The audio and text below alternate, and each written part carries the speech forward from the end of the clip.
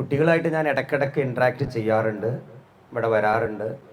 വരുമ്പോഴൊന്നും അവർക്ക് കുറേ ടെക്നോളജി എന്തെന്നോ അല്ലെങ്കിൽ ഇങ്ങനെയാണ് പഠിക്കേണ്ടത് എന്നൊന്നുമല്ല, കുടുംബവുമായി എങ്ങനെയൊക്കെ നിങ്ങൾ ബന്ധം പുലർത്തണം എന്നാണ് ഇതുവരെ ഞാൻ അവരോട് സംസാരിക്കാറുള്ളത്. ഇന്നത്തെ യുവതലമുറക്ക് ഇല്ലാതെ പോയതും അതാണ്. ഞാൻ ഇവിടുത്തെ കുട്ടികൾക്കില്ലെന്നല്ല, പൊതുവേ പറയണം. ഒരു +2 കഴിഞ്ഞ ഒരു കുട്ടിയോട് പേഴ്സണലായി ഒരുപാട് ഞാൻ സംസാരിക്കാറുണ്ട്. കൗൺസിലിംഗ് എന്ന പേരിലോ എൻ്റെ കുടുംബത്തിൽ തന്നെ ഉണ്ടല്ലോ, ഞാനൊരു വലിയ കുടുംബമാണ്, നമുക്ക് തന്നെ ഉണ്ട് ഒരുപാട് കുട്ടികൾ. ഈ സ്ഥാപനം തുടങ്ങുന്നത് തന്നെ ഞാനും എൻ്റെ കുടുംബമാണല്ലോ. എൻ്റെ കുടുംബത്തിലെ കുട്ടികളെ, ഏട്ടൻ്റെ, അമ്മാവൻ്റെ, പെങ്ങളെ കുട്ടികളെ സ്ഥാപനത്തിൽ കൊണ്ടുവന്ന് മോനെ ഇങ്ങനെയാണ് നീ ചെയ്യേണ്ടത് എന്ന് ബലമായി പറയാം. നമുക്ക് നിർബന്ധിപ്പിക്കാമല്ലോ. നിങ്ങളെ മക്കളെ ഞങ്ങൾക്ക് അങ്ങനെ നിർബന്ധിപ്പിക്കാൻ പറ്റില്ലല്ലോ. എൻ്റെ മക്കളെ എന്ന് ഉദ്ദേശിക്കുന്നത് അവരെ നിർബന്ധിപ്പിച്ചു. ഇവിടെ ഇങ്ങനെ പഠിക്കുക, 6 മാസം ഇങ്ങനെ നീ ചെയ്യുക, 6 മാസം നീ ഡൽഹിയിൽ പോ, അവിടെ ഇരിക്കുക, ചൂടും തണുപ്പും നീ അനുഭവിക്കുക, ചപ്പാത്തി തിന്നേണ്ടി വരും, ഫാനിന് സ്പീഡ് ഉണ്ടാവില്ല, പാചകം ചെയ്യാൻ അറിയില്ല, നീ എൻ്റെ അലക്കേണ്ടി വരും, നീ സ്വയം പെരുമാറേണ്ടി വരും, കട്ടൻ ചായ നീ ഉണ്ടാക്കേണ്ടി വരും, കഞ്ഞി നീ വെക്കേണ്ടി വരും, യാത്ര ഒറ്റയ്ക്ക് വേണം, ലാംഗ്വേജ് എനിക്ക് അറിയില്ല, ഭാഷ അറിയില്ല, നീ പെട്ടുപോകും, കൂട്ടം തെറ്റും, വിഷമിക്കും, നീ കരയും, ചെയ്യണം എന്നെ പറഞ്ഞത്. ഈ മക്കളോട് അങ്ങനെ പറയാൻ പറ്റുമോ?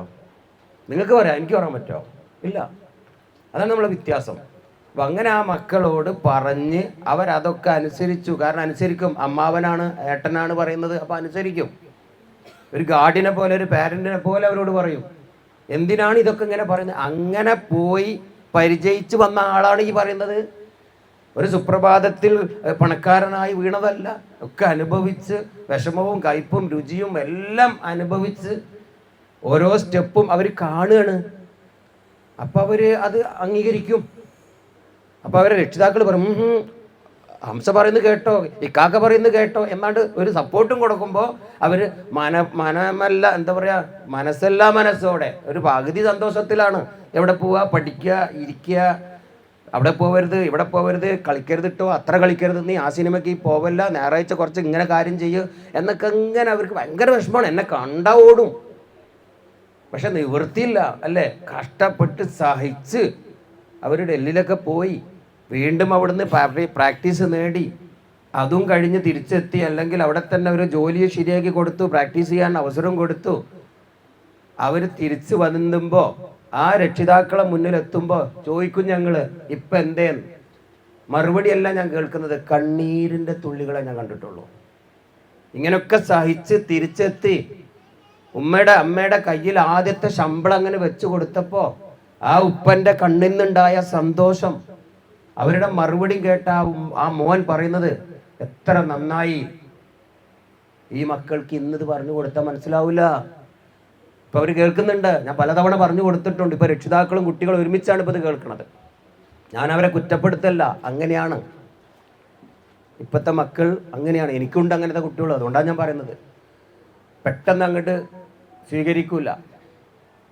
അവരുടേതായ ഒരു വഴിയിൽ എന്തെങ്കിലും ഒരു ചെറിയ പ്രയാസം കണ്ടാൽ അവിടുന്ന് ഡീവിയേറ്റ് ചെയ്യും. അത് സഹിക്കാനുള്ള, ആ വേദന ഉൾക്കൊള്ളാനുള്ള ഒരു മനസ്സ് ഇന്നത്തെ യുവതലമുറക്ക് കുറഞ്ഞുകൊണ്ടിരിക്കുകയാണ്. ഞാൻ എല്ലാവരെയും പറയല്ല, ചെറിയൊരു വിഷമം മതി, ചെറിയ ഒരു കുഞ്ഞു വിഷമം മതി, അവിടെ സ്റ്റക്കാവും അവർ. എന്താ കാരണം? ഞാൻ പറയട്ടെ, രക്ഷിതാക്കളായി നിങ്ങളാണ് അതിൻ്റെ കുറ്റക്കാരൻ. ഒരു ചെറിയ, ഞാനൊക്കെ എൻ്റെ ഭാഷയിൽ പറഞ്ഞ ഉണ്ടനൂൽ തടസ്സം എന്നാ പറയാം. ഉണ്ടനൂല് തട്ടി നിൽക്കുക, ചങ്ങലയല്ല, ചെയിനല്ല, വാളല്ല, ചുമരല്ല, പാറക്കെട്ടൊന്നുമില്ല, അവരെ മുന്നിൽ ഒരു ഉണ്ടനൂലിൻ്റെ തടസ്സം. എന്നിട്ട് അവിടെ സ്റ്റക്കായിട്ട് നിൽക്കുക, പറയും ഭയങ്കര ബുദ്ധിമുട്ടാണ്, അത് അറുത്തു മാറ്റാൻ പറ്റില്ല. എന്തുകൊണ്ടാണ് ഇന്നത്തെ തലമുറക്ക് ഇങ്ങനെ സംഭവിക്കുന്നത്? രക്ഷിതാക്കൾ ചിന്തിച്ചിട്ടുണ്ടോ? നിസ്സാര കാര്യത്തിന് തൂങ്ങി മരിക്കുക. പെൺകുട്ടികളിൽ ഇപ്പോൾ കണ്ടുകൊണ്ടിരുന്നതാണ്, പലയിടത്തും ഉണ്ട്. പക്ഷേ നമ്മളെ കുടുംബത്തിലൊന്നും അങ്ങനെ ഇല്ലാതിരിക്കട്ടെ, ഉണ്ടാവാൻ വേണ്ടി പറയല്ല. തൂങ്ങുക, മരിക്കാൻ പോവുക, വിഷം കഴിക്കുക. എന്താ കാര്യം അന്വേഷിക്കുമ്പോൾ നിസ്സാര കാര്യം. ഞാൻ പറയട്ടെ, 100% കുറ്റക്കാർ ഞാനും നിങ്ങളുമാണ്, കുട്ടികളല്ല. എന്താ അങ്ങനെ പറയാൻ കാരണം? അവരെ ചെറുപ്രായത്തിൽ തന്നെ അവർക്ക് ബുദ്ധിമുട്ടും വിഷമവും നിങ്ങൾ കൊടുത്തിട്ടില്ല. അതുകൊണ്ട് എല്ലാ സുഖങ്ങളും മാത്രം കൊടുത്തു, കയ്പും രുചിയും കയ്പും വേദനയും അവരനുഭവിച്ചില്ല. അതുകൊണ്ട് സംഭവിച്ചതാണ്. എല്ലാം ഓക്കെ പറയും, എല്ലാത്തിനും യെസ്, എപ്പോഴും 100 കൊടുക്കുക, അല്ലെങ്കിൽ അത് കൊടുക്കുക തന്നെ, മോനെ സാരമില്ല, അതുണ്ടോ? സാറില്ല. ഒരു പറയുന്നത് ഓക്കെ അങ്ങോട്ട് അക്സെപ്റ്റ് ചെയ്യുക. അങ്ങനെ നല്ല ഒരു അന്തരീക്ഷത്തിൽ അവർ വളരുക. ഒരു വേദനയും ബുദ്ധിമുട്ടും അറിയാതെ അവരങ്ങൾ വളർത്തുക. രക്ഷിതാക്കൾ പറയുന്നത് കേട്ടിട്ടുണ്ട്, ഞാൻ ഒരുപാട് കഷ്ടപ്പെട്ടാണ് പഠിച്ച് വളർന്നത്, ഈ നിലയിലെത്തി, എൻ്റെ മക്കളിൽ ഞാൻ വേദനകളൊന്നും അറിയരുതേ. എത്ര വലിയ തെറ്റാണ് പറയണേ, മനസ്സിലായില്ലേ? ഓരോ രക്ഷിതാവും പറയുന്നതിലെന്ന് ഞങ്ങളൊക്കെ ഒത്തിരി കഷ്ടപ്പെട്ടാണ് മോനെ ഈ നിലയിലെത്തിയിട്ടുള്ളത്, എൻ്റെ കുട്ടിയൊന്നും അത് അറിയിച്ചിട്ടില്ല, എന്നെ ഞാനത് അറിയിച്ചിട്ടില്ല, മോളെ ഞാനത് അറിയിച്ചാതെ വളർത്തിയത്. അത് ഏറ്റവും വലിയ തെറ്റാണ്. അറിയിക്കണം, നിർബന്ധമായും കുട്ടികളെ ഈ പ്രയാസങ്ങളും പ്രശ്നങ്ങളും അറിയിക്കണം. അത് അറിയിക്കാത്തത് കൊണ്ടാണ് അവർ ഉണ്ട നൂല് തട്ടി നിൽക്കുന്നത്. അത് അറിയിക്കാത്തത് കൊണ്ടാണ് അവർ ആത്മഹത്യയിലേക്ക് പോണത്. അത് അറിയിക്കാത്തത് കൊണ്ടാണ് അവർ മാനസികമായി തകരുന്നത്. അപ്പം ചെറുപ്രായത്തിൽ തന്നെ പ്രശ്നങ്ങളും പ്രയാസങ്ങളും കുട്ടികളെ അറിയിക്കണം. നിങ്ങൾ അറിയിച്ചിട്ടുണ്ടോ? ഇല്ല. അവർക്ക് വേദനിക്കും അത്രേ. അതാണ് നമ്മൾ പറയാം. എത്ര വലിയ തെറ്റാണ് നമ്മൾ ചെയ്യണമെന്നറിയോ? ഈ മക്കളിത് കേൾക്കണം. നാളെ അവരൊരു രക്ഷിതാവാകാൻ പോവാണ്, അല്ലേ? അവരൊരു പിതാവാകാൻ പോവാണ്. അവർക്ക് ഈ അവണ്ടത്തനം പറ്റരുത്. അതിനാണ് ഇതിപ്പോൾ പറയുന്നത്. അപ്പോൾ ചെറുപ്രായത്തിൽ തന്നെ അവർക്ക് വിഷമങ്ങളും ബുദ്ധിമുട്ടുകളും വിശപ്പും അറിയിക്കണം. ഇത് ഞാൻ കൃത്യമായി എൻ്റെ വാപ്പയും എന്നെ അറിയിച്ചിട്ടുണ്ട്. 6ാം ക്ലാസ് എന്ന് പറഞ്ഞു, പണിയെടുത്ത് വാടാം. 6ാം ക്ലാസ്സുകാരനോട് ഇവിടെ പട്ടിണിയാണ്, ഭക്ഷണമില്ല, നീ ജോലിക്ക് പോകാന്ന്. എന്ത് ജോലിയാ ഒരു 12കാരൻ ചെയ്യുക? 11 വയസ്സ്. 5-6 ജയിച്ചിക്കേ ഉള്ളൂ. 11 വയസ്സ്. 11 വയസ്സുള്ളൊരു കുട്ടി എന്ത് പണിയാണ് എടുക്കുന്ന ആലോചിച്ച് നോക്കാം. അപ്പം വീടിൻ്റെ കഷ്ടപ്പാട് എത്ര വലുതാണ്. എന്നോട് അങ്ങനെ ഒരു വാക്ക് പറഞ്ഞില്ലായിരുന്നുവെങ്കിൽ ഞാൻ ഇന്ന് ഇവിടെ നിങ്ങളെ മുമ്പിൽ നിൽക്കില്ലായിരുന്നു. ഇങ്ങനെ നിൽക്കാൻ കഴിയില്ലായിരുന്നു. ഇങ്ങനെ ഒരു സ്ഥാപനം ഉണ്ടാവില്ല. അപ്പം എൻ്റെ വാപ്പ ചെയ്തത് ശരിയാണ്, പണിയെടുക്കടാന്ന് തന്നെ പറഞ്ഞു. ഇന്ന് നിങ്ങളെ മക്കളോട് നിങ്ങൾ എപ്പോഴെങ്കിലും പറഞ്ഞിട്ടുണ്ടോ, മോനെ വീട്ടിൽ കഷ്ടപ്പാടാ, ഒരു 50 രൂപയെങ്കിലും എവിടെയെങ്കിലും കൂലിപ്പണി എടുത്ത് കൊണ്ടു താടാന്ന് നിങ്ങൾ പറഞ്ഞിട്ടുണ്ടോ? ഇല്ല. നാളെ അത് വലിയൊരു പ്രശ്നത്തിന് സാധ്യതയാണ് അത്രേ. ഞാനത് പ്രശ്നം ഉണ്ടാവാൻ വേണ്ടി പറയല്ല, അതില്ലാതിരിക്കാൻ ഈ കുട്ടിപ്പത് കേൾക്കുന്നുണ്ടല്ലോ, അതിനാണ് അവരെയും കൂടി വിളിച്ച് നിങ്ങളെയും കൂടി വിളിച്ചിട്ട് പറയുന്നത്. ഞാൻ അനുഭവങ്ങൾ തന്നെയാണ് പറയുന്നത്. അങ്ങനെ എൻ്റെ വാപ്പ അത് പറഞ്ഞത് കൊണ്ട് ഞാൻ വളരെ ഉഷാറായെന്ന് മാത്രമല്ല, എനിക്ക് 2-3 കുട്ടികളിൽ പഠിച്ചവൻ ആദ്യം ഒരു പെൺകുട്ടീനെ കിട്ടി. ഞാൻ പരീക്ഷണം തുടങ്ങി. ഒരു വിഷമമില്ല, എനിക്ക് പൈസയുണ്ട്, ജോലിയുണ്ട്, വരുമാനമുണ്ട്, കമ്പനിയൊക്കെ ഉഷാറാണ്, കുട്ടികളൊക്കെ വന്ന് പഠിക്കുന്നുണ്ട്. ആദ്യം കുടുംബത്തിന് കംപ്ലീറ്റ് ഡൽഹിയിലേക്കൊക്കെ വിട്ട് അവരൊക്കെ തിരിച്ചെത്തി, അവർക്ക് ഉഷാറായി, അവർ ഗൾഫിൽ പോയി കല്യാണം കഴിച്ചു, അവർ വീടുണ്ടാക്കി, അവർ കാറ് വാങ്ങി, വളരെ ഉഷാറായി ആ കുടുംബങ്ങൾ. 100ഓളം എൻ്റെ കുടുംബങ്ങൾ. അത് കണ്ടപ്പോഴാണ് പൊതുജനം വന്നത്, പബ്ലിക് വന്നത്. അവരെ വിളിച്ചപ്പോൾ വന്നു, ദേ അവരൊക്കെ രക്ഷപ്പെട്ടില്ലേ, നിങ്ങൾ വാം. അപ്പോൾ പറഞ്ഞു, മക്കളെ നിങ്ങളിങ്ങനെ നിങ്ങളിങ്ങനെ ചെയ്യുന്നു. പക്ഷെ എൻ്റെ മക്കളോട് പറഞ്ഞ അത്രയും ഗൗരവത്തിൽ പറഞ്ഞില്ല. ഒരു ഓപ്ഷൻ ഇട്ട്, സൊല്യൂഷൻ ഇട്ട്, ഇത് എടുക്കട്ട, ഇതെടുക്കുക, എനിക്ക് ഇങ്ങനെ ചെയ്യാം, അത്രേ പറയുള്ളൂ. നമ്മൾ അതിലപ്പുറം നിർബന്ധിപ്പിക്കൊന്നുമില്ല. എല്ലാം റെഡി ആയപ്പോൾ സന്തോഷമായി, സമാധാനമായി, മുന്നോട്ട് പോവാണ്. മക്കളെ കിട്ടി. മക്കൾ ആദ്യം പെൺകുട്ടിയാണ്. ഞാനിങ്ങനെ ഓർത്തു, ഇവൾക്ക് നാളെ ഒരു പ്രയാസം വരുമ്പോൾ ഇവൾക്ക് ജീവിക്കാൻ, നിലനിൽക്കാൻ ഞാൻ എന്തൊക്കെ ചെയ്യണം ചിന്തിക്കാൻ തുടങ്ങി. ശരിക്കും ഞാൻ ആലോചിച്ചു. എന്ത് ചോദിച്ചാലും കൊടുക്കാൻ പൈസ ഉണ്ട് കേട്ടോ. ഡ്രസ്സ് വേണോ, കളിപ്പാട്ടം വേണോ, എന്ത് ചോദിക്കും. ആദ്യത്തെ കൺമണിയാണ് പൊന്നുമോള്. മാഷാ അല്ലാഹ് 4 വയസ്സ് LKGയിലേക്ക് അങ്ങ് ചേർത്തി. നല്ലൊരു ഇംഗ്ലീഷ് മീഡിയത്തിൽ തന്നെ ചേർത്തി. ബസ് ഇങ്ങനെ വരും, അതിലിങ്ങനെ യൂണിഫോമൊക്കെ ഇട്ട് ഇങ്ങനെ പോവും, അന്തസ്സോടെ പോവാണ്. പക്ഷേ എൻ്റെ മനസ്സിൽ വീണ്ടും ഒരു പേടി. ഇവളെ ഞാൻ ഇങ്ങനെ വളർത്തിയാൽ നാളെ ഞാൻ എങ്ങാനും ഒരു പാപ്പരായാൽ, ഞാനൊന്ന് ഇന്ത്യ അങ്ങനെ ഉണ്ടാവില്ലേ? ഞാനൊന്ന് പരാജയപ്പെട്ടാൽ, എനിക്കൊരു പ്രയാസം വരുമ്പോൾ എൻ്റെ മകൾ എങ്ങനെ ജീവിക്കും? ആ പ്രയാസത്തിൽ അവൾ എന്തെങ്കിലും സംഭവിക്കുമോ? എല്ലാം കഴിഞ്ഞ് അവളെ കല്യാണം കഴിക്കുന്ന സമയത്ത് ആ ഭർത്താവിൻ്റെ വീട്ടിൽ പോയി അവൾക്ക് എങ്ങനെ അഡ്ജസ്റ്റ് ചെയ്യാൻ പറ്റും? ഞാൻ ചിന്തിച്ചതാണ്. 4 വയസ്സായ കുട്ടീനെ നോക്കി ഈ അംശം ചിന്തിച്ചതാണ് ഈ പറഞ്ഞത്. അതുകൊണ്ട് ചോദിക്കുന്നത് മുഴുവൻ എടുത്തു കൊടുക്കുക, എന്ത് ചോദിച്ചാലും മേടിച്ചു കൊടുക്കുക എന്നത് ശരിയല്ലെന്നാണ് ഞാൻ തീരുമാനിച്ചത്. എവിടുന്നും കേട്ടതല്ല, എൻ്റെ വാപ്പ എനിക്ക് തന്ന അത് വെച്ച് കേട്ടതാണ്. ഇന്നും ഓർമ്മയുണ്ട്, 25 പൈസ കയ്യിൽ തന്നുകൊണ്ട് പീടിയെന്ന് സാധനം മേടിക്കാൻ തന്നപ്പോൾ 22 പൈസൻ്റെ സാധനം മേടിച്ച് 3 പൈസ എവിടെയെന്ന് ചോദിച്ചു എന്നോട്. മറന്നിട്ടില്ല. അതൊന്നൊക്കെ ഇന്നങ്ങൾക്ക് പഴഞ്ചൻ കഥയായിരിക്കും. ഒറ്റ പൈസ 3 പൈസ. എൻ്റെ പ്രായമുള്ളവർക്ക് അത് മനസ്സിലാവും. ഞാൻ ആ 3 പൈസക്ക് കടല മേടിച്ചിട്ടുണ്ട്. പക്ഷെ അത് ഞാൻ പറഞ്ഞില്ല. ഉപ്പ ഇങ്ങനെ എണ്ണി നോക്കിയിട്ട് ഉപ്പാൻ്റെ തന്ത്രം ഹിക്മത്ത് എങ്ങനെയായിരുന്നു? മോനെ, എവിടെയോ എൻ്റെ അടുത്ത് കണക്ക് തെറ്റിയിട്ടുണ്ട്, ആ പീടിയയിലേക്ക് നമുക്കൊന്ന് പോകാം. എൻ്റെ ഉപ്പാക്ക് ഒരു വെട്ടിക്കട ഉണ്ട്, കുറച്ചപ്പുറത്താണ് പലചരക്ക് പീടിയ, അവിടെ നിന്നാണ് സാധനം മേടിച്ചിട്ടുള്ളത്. ആ പീടിയേക്കൊന്ന് പോവാം, ഒരു 3 പൈസ എവിടെയോ വീണ് പോയിട്ടുണ്ട്, പോകുന്ന വഴി നമുക്കൊന്ന് നോക്കാം. ഇപ്പാക്കറിയാം ഞാൻ 3 പൈസ എടുത്തത് തന്നെയാണ്, എനിക്കും അറിയാം ഞാൻ എടുത്തതാണ്. പക്ഷെ ഉപ്പാടെ ആ തന്ത്രം, എന്നെ കൊണ്ട് സത്യം പറയിപ്പിക്കാനുള്ള തന്ത്രം. എൻ്റെ കയ്യും പിടിച്ച് പീടിയെന്ന് ഇറങ്ങുക, എനിക്ക് നടക്കാൻ പറ്റുമോ? ആ പീടിയേക്ക് ഞാൻ പോവുമോ? അവിടെ കുഴപ്പമില്ലല്ലോ. അല്ലടാ, ഒരു തന്നോടത്ത് പഴിച്ചിട്ടുണ്ടാവും, ഇല്ലെങ്കിൽ എൻ്റെ കയ്യിൽ നിന്ന് പൈസ വീണ് പോയിട്ടുണ്ട്, വാ നീ എടുത്തു എന്ന് പറഞ്ഞില്ല. വേണ്ട, എന്ത് രക്ഷമാണ്. 2-3 സ്റ്റെപ്പ് കൊണ്ട് വെച്ച് പോകുന്നില്ല, അങ്ങോട്ട് പോകാൻ പറ്റുമോ? ആട് കരഞ്ഞു, ഒറ്റ കരച്ചിൽ. പോക്കറ്റിലുണ്ട് കൈയിട്ടിട്ട് ആ കടലങ്ങനെ എടുത്തിട്ടുണ്ട്, ഞാൻ ഇത് വാങ്ങിയതാണെന്ന് പറഞ്ഞു. ആ അത് പറഞ്ഞാൽ പോരെ, ഇനി പറയണം, ഇഞ്ഞിട്ടോ ഇനി പറയണം, കളവ് പറയരുത്, സത്യം പറയണം എന്ന് പറഞ്ഞ് സാറില്ല പറഞ്ഞ് തിരിച്ചുകൊണ്ടെന്ന്. മറന്നിട്ടില്ല, ആ കണ്ണീരും ആ സങ്കടവും ഞാൻ മറന്നിട്ടില്ല. എൻ്റെ കുട്ടിക്ക് എന്ത് കോച്ചിങ് കൊടുക്കും സത്യമായിട്ട് ആലോചിച്ചു. നിങ്ങൾക്കിത് ഇന്നത്തെ പുതുതലമുറക്ക് ഒരിക്കലും ഉൾക്കൊള്ളാൻ പറ്റാത്തതാണ് ഞാൻ ഈ പറയുന്നത്. മോളെന്നെ വിളിച്ചു, മോളെവിടെ വാ, 100 ഒരു ഞായറാഴ്ച 100 രൂപ കയ്യിൽ വെച്ച് കൊടുത്തു. എന്നിട്ട് പറഞ്ഞു പീടിയെ പോയിട്ട് സാധനിച്ചു വാങ്ങും. കക്ക എഴുതി കൊടുത്തു, ബില്ല് കൊണ്ടുവരണം ഇട്ട പറഞ്ഞു. എന്താണ് ബില്ലിന്ന്? അത് അവിടുന്ന് എഴുതി തരും, എത്ര റുപ്യക്ക് സാധനം മേടിച്ചെന്നുള്ള ബില്ല് അറിയില്ല. 4 വയസ്സ് ഇട്ടോ, LKG. ഓക്കെ, ഭാര്യൻ്റെ ബാക്കിൽ വന്ന് കണ്ട് 2 ചീത്ത, എന്ത് പോക്കിരുത്തരായി ചീടുകൾ. ഞാൻ പറഞ്ഞു മിണ്ടിപ്പോവരുത്, അതൊരു ട്രെയിനിങ് ആണ്, അത് സാധനം കൊണ്ടുവരാൻ വേണ്ടിയിട്ടൊന്നുമല്ല. എനിക്ക് പോയിക്കൂടെ, ആ കുട്ടനെ വിടണോ? അവൾ അങ്ങോട്ട് പോയി, എഴുതി കൊടുത്തു, സാധനമായിട്ട് പോയി. ഏകദേശം ഒരു 500 മീറ്റർ നടക്കാനുണ്ട് വീട്ടിൽ നിന്ന് അങ്ങാടിയിലേക്ക്. റോഡ് ക്രോസ് ചെയ്യാൻ പാടില്ല, ഹൈവേ ആണ്, നാഷണൽ ഹൈവേ ആണ്. അതിന് ഓവുപാലുണ്ട് വഴി കൂടെ, അത് ആ വഴിയും കാണിച്ചു കൊടുത്തു. ഒക്കെ കാണിച്ചിട്ടുണ്ട്, നേരത്തെ വീഡിയൊക്കെ കാണിച്ചു കൊടുത്തിട്ടുണ്ട്. സാധനമായിട്ട് ഏകദേശം 1 മണിക്കൂർ എടുത്തു തിരിച്ചു വരാൻ. 2 കൈയും 2 കിലോ കാണും. ആ പാവത്തിൻ്റെ കൈയ്യിൽ ചുമന്നിരുന്നു 2 പ്ലാസ്റ്റിക്കിൻ്റെ കീസ് തൂക്കി പിടിച്ചിട്ട്. എനിക്ക് ഇങ്ങനെ സങ്കടമുണ്ട്. ഞാൻ വീട്ടിലിരുന്നിട്ട് വല്ലാത്ത കരച്ചിലോട് അടുത്തെത്തിയിട്ട് എൻ്റെ കുട്ടിക്ക് എന്തെങ്കിലും പറ്റും, പേടിയൊക്കെ ഉണ്ട്. എന്നാലും പ്രാർത്ഥിച്ചുകൊണ്ട് ഉറച്ച വിശ്വാസത്തോടെ അവിടെ ഇരുന്ന്, എവിടെയും പോകില്ല അവളോ. അങ്ങനെ വന്ന് പാവം ഇങ്ങനെ വന്ന് എൻ്റെ കയ്യിൽ നിന്ന് വേഗം സാധനം മേടിച്ച് ഞാൻ ഒന്നിച്ചിട്ട് കെട്ടിപ്പിടിച്ചിട്ട് ആദ്യം സന്തോഷം പങ്കിട്ട്, എൻ്റെ കുട്ടി വന്നല്ലോ, മതി, എനിക്കൊക്കെ ഇപ്പം അങ്ങാടിക്ക് പോകാൻ പറ്റുമല്ലേ എന്നൊക്കെ പറഞ്ഞ് സന്തോഷിച്ചു. എവിടെ കാശ്, എവിടെ സാധനം, എവിടെ സാധനം തന്ന് ബില്ല് ഇങ്ങനെ നോക്കിയപ്പോൾ 87 രൂപയുടെ സാധനം മേടിച്ചിട്ടുണ്ട്. ബാക്കി 10 രൂപ എൻ്റെ കയ്യിലുണ്ട് തന്നു. 3 രൂപയുടെ കുറവുണ്ട്. ഞാൻ ചോദിച്ചു, അല്ലടി ഇത് ശരിയല്ലല്ലോ, ഒരു 3 രൂപയുടെ കുറവ്. വേറെ സാധനം ഇവിടെ ഉണ്ട്. നേരെ ആ കുഞ്ഞ് തട്ടങ്ങോട്ട് മാറ്റിയിട്ട് ആ കുഞ്ഞ് മുടി ഇങ്ങനെ പിടിച്ചിങ്ങോട്ട് കാണിച്ചെന്ന്. ഇപ്പോൾ റബ്ബർ ബാൻഡ് വാങ്ങിയതാണ്.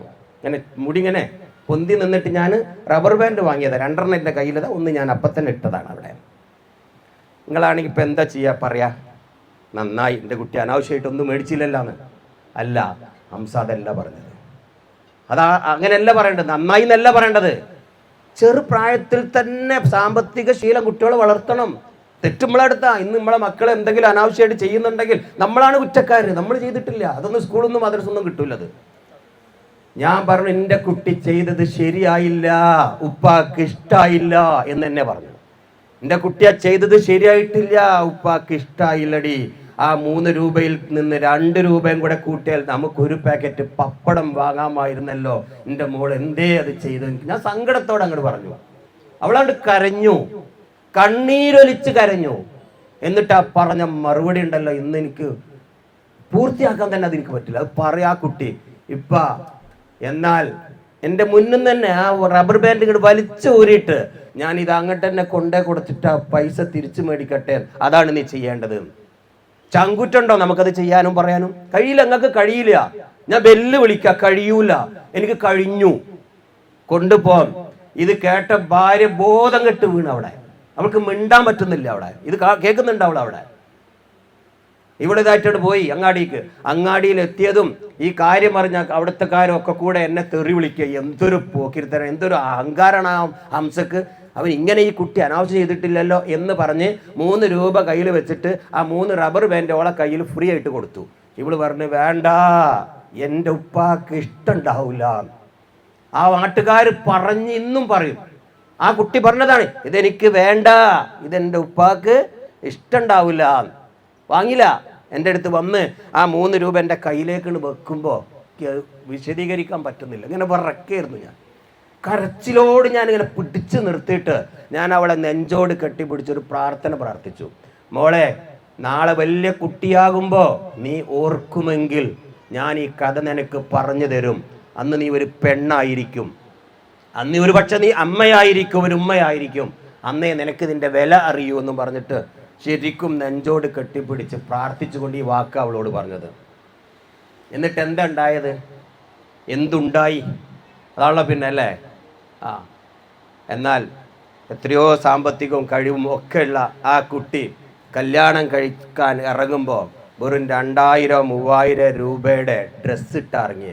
25,000-ൻ്റെ ഡ്രസ്സ് കൊണ്ട് കൊടുത്തിട്ട് വേണ്ട, 2 ദിവസത്തേക്കൊന്നും ഇത്ര രൂപ ചെലവാക്കരുത് എന്ന് ഭർത്താവിനോട് മുഖത്ത് നോക്കി പറയാൻ പറ്റിയ പെൺകുട്ടിയായി മാറി.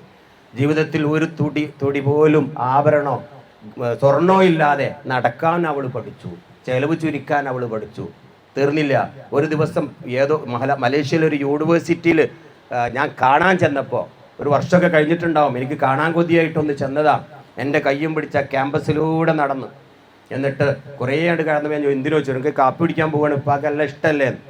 അപ്പോഴും ഞാൻ പറഞ്ഞു, അതിനെന്തിനാ ഇത്ര ദൂരം പോണത്?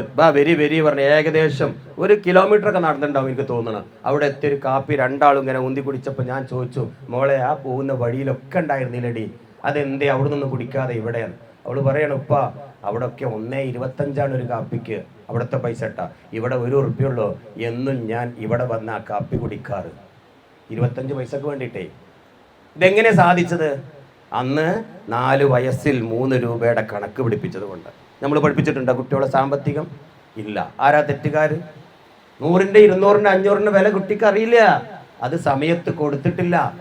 അതുകൊണ്ട് പ്രിയപ്പെട്ട എൻ്റെ ഉമ്മമാരോട് പറയാനുള്ളത്, ഈ ഗതി നമ്മുടെ മക്കൾക്ക് ഇനി വരരുത്. അവരും കൂടി ഇത് കേൾക്കണം. സാമ്പത്തിക ശീലം അവർ പഠിക്കണം. 50-ഉം 100-ഉം ചെലവാക്കുമ്പോൾ അവർ ഓർക്കണം, ഇത് എങ്ങനെ ഉണ്ടാക്കിയതാണ്, എൻ്റെ വാപ്പ അച്ഛൻ എങ്ങനെയായിരിക്കും ഉണ്ടാക്കിയത്. ഈ ഒരു ഉത്തരവാദിത്വം കൂടി രക്ഷിതാക്കളായ നമ്മൾ മക്കൾക്ക് കൊടുത്തേ പറ്റൂ. മക്കളോട് എപ്പോഴും ഞാൻ പറയും, വീട്ടിൽ നിങ്ങൾ ഇടപെടണം, നിങ്ങൾ രക്ഷിതാക്കളുമായിട്ട് ഇടപെടണം. പല ജോലികളിലും നിങ്ങൾ സഹായിക്കണം. മക്കളോട് പറഞ്ഞു കൊടുക്കാറുണ്ട്, ഇപ്പോൾ അവർ കേൾക്കുന്നുണ്ട്. പല കുട്ടികളോടും ചോദിച്ചു, നിങ്ങളെ കറണ്ട് ബില്ല് നിങ്ങൾക്ക് അറിയാം എത്രയാണ്? ഒരൊറ്റ കുട്ടിക്കറിയില്ല. എന്താ കാരണം? ഇവിടെ സ്കൂളിൽ നിന്ന് ഞങ്ങൾ പഠിപ്പിക്കായിട്ടാ? മാഷ് പറഞ്ഞു കൊടുക്കാത്തതാ? മാഷക്കറിയോ? ഇന്റർനെറ്റിനറിയോ? ഗൂഗിളിനറിയോ? നാട്ടുകാർക്കറിയോ? ആർക്കേ അറിയോ? രക്ഷിതാക്കളായ നിങ്ങൾക്കറിയാം ഒരു മാസത്തെ കറണ്ട് ബില്ല് എത്രയാണ്, മക്കൾക്കറിയില്ല. കുറ്റമാരാ? കുട്ടികളാ? നിങ്ങൾ പറഞ്ഞു കൊടുത്തില്ല. എന്താ അവരെ കയ്യിൽ പൈസ വെച്ചുകൊണ്ട് പറഞ്ഞാൽ, എന്നാ മോനെ മോളെ ഇതാണ് നമ്മുടെ കറണ്ട് ബില്ല്, ഒരു വർഷത്തേക്ക് ഒരു ആവറേജ് ഇത്ര വരും, ഒന്ന് അടച്ചോ പോയിട്ട്, അല്ലെങ്കിൽ ഓൺലൈനിലാണെങ്കിൽ അടക്ക്, അല്ലെങ്കിൽ ആ ബില്ലെടുത്ത് നോക്ക് എന്ന് ഒന്ന് കുട്ടികളെ ശീലിപ്പിച്ചാൽ എന്താ? ഇല്ല, ഇന്ന് രക്ഷിതാക്കൾ ശീലിക്കുന്നില്ല. ഒരു മാസത്തെ ഒരു വീട്ടിലെ വരവ് എത്ര, ചെലവ് എത്ര എന്നീ കുട്ടികൾക്ക് അറിയോ? അറിയില്ല. ഇത് ചോദിച്ചപ്പോൾ അമ്മ പറഞ്ഞു എനിക്കും അറിയില്ല. ഇതാണ് നമ്മളെ അവസ്ഥ. അമ്മമാർക്കും അറിയില്ല. ആരാ കുറ്റക്കാര്? വാപ്പയാണ് കുറ്റക്കാര്. ഇന്ന് വരെ ചെലവും വരവും പഠിപ്പിച്ചെടുത്തിട്ടില്ല. അപ്പൊ ആരാ നമ്മുടെ മക്കളെ പൊട്ടന്മാരാക്കുന്നത്? സത്യത്തില് ഒരു ജോലിക്കൊക്കെ അവർ പോകുമ്പോൾ എത്രത്തോളം ഞങ്ങൾ കഷ്ടപ്പെടുന്നുണ്ട്. ഈ വക കാര്യങ്ങൾ ഇവർക്ക് അറിയാത്ത വിഷമം എന്തോരുണ്ട്. പണത്തിന്റെ മൂല്യം അറിയാത്ത എത്രയോ മക്കളുണ്ട്. അവരെ ജീവിതം കണ്ട് കണ്ടാൽ കോടീശ്വരന്റെ കുട്ടികളാണെന്ന് വിചാരിക്കും. എപ്പോഴും കാണാം ഞാൻ കോട്ടക്കൽ ചങ്കുവെട്ടിയിലെ ഹോട്ടലിന്റെ ഒരു വല്ലാത്തൊരു ഏരിയ നിങ്ങൾക്കറിയാം അല്ലേ? കോട്ടക്കൽ ചങ്കുവെട്ടി ആശുപത്രിയും ഹോട്ടലും നന്നായി വളരുന്നുണ്ട്. അവിടെ രണ്ടും നല്ല കോമ്പിനേഷൻ അല്ലേ? ആശുപത്രി ഹോട്ടൽ ഭയങ്കര ബന്ധല്ലേന്. ഹോട്ടലെല്ലാം വളരുന്നു, കാരണോ അതുകൊണ്ട് ആശുപത്രി നല്ല വളരുന്നു, ആശുപത്രി നല്ല വളരുന്നു, അതുകൊണ്ട് ഹോട്ടൽ നല്ലോണം വളരുന്നു. അപ്പോൾ ഒരുപാട് രോഗികൾ അവിടെ വരുന്നു, ഒരുപാട് ആൾ ഭക്ഷണം കഴിക്കുന്നു, വീണ്ടും വീണ്ടും ആശുപത്രി ഉണ്ടാകുന്നു. എനിക്കറിയില്ല, അങ്ങനെ തന്നെ അല്ലേ രണ്ടും? ഇവിടെ പെരിന്തൽമണ്ണി അതേപോലെ ആശുപത്രി ഹോട്ടലും വളരുന്നുണ്ട്. സത്യല്ലേ? വളർന്നോട്ടെ, തളർത്തണ്ട അതേലും. പക്ഷെ രണ്ടും കൂടി വളരുന്ന അത്ര ഗുണമില്ല. ഏതായാലും ആ ഹോട്ടലിലേക്കൊക്കെ വരുന്നത് ആരാ?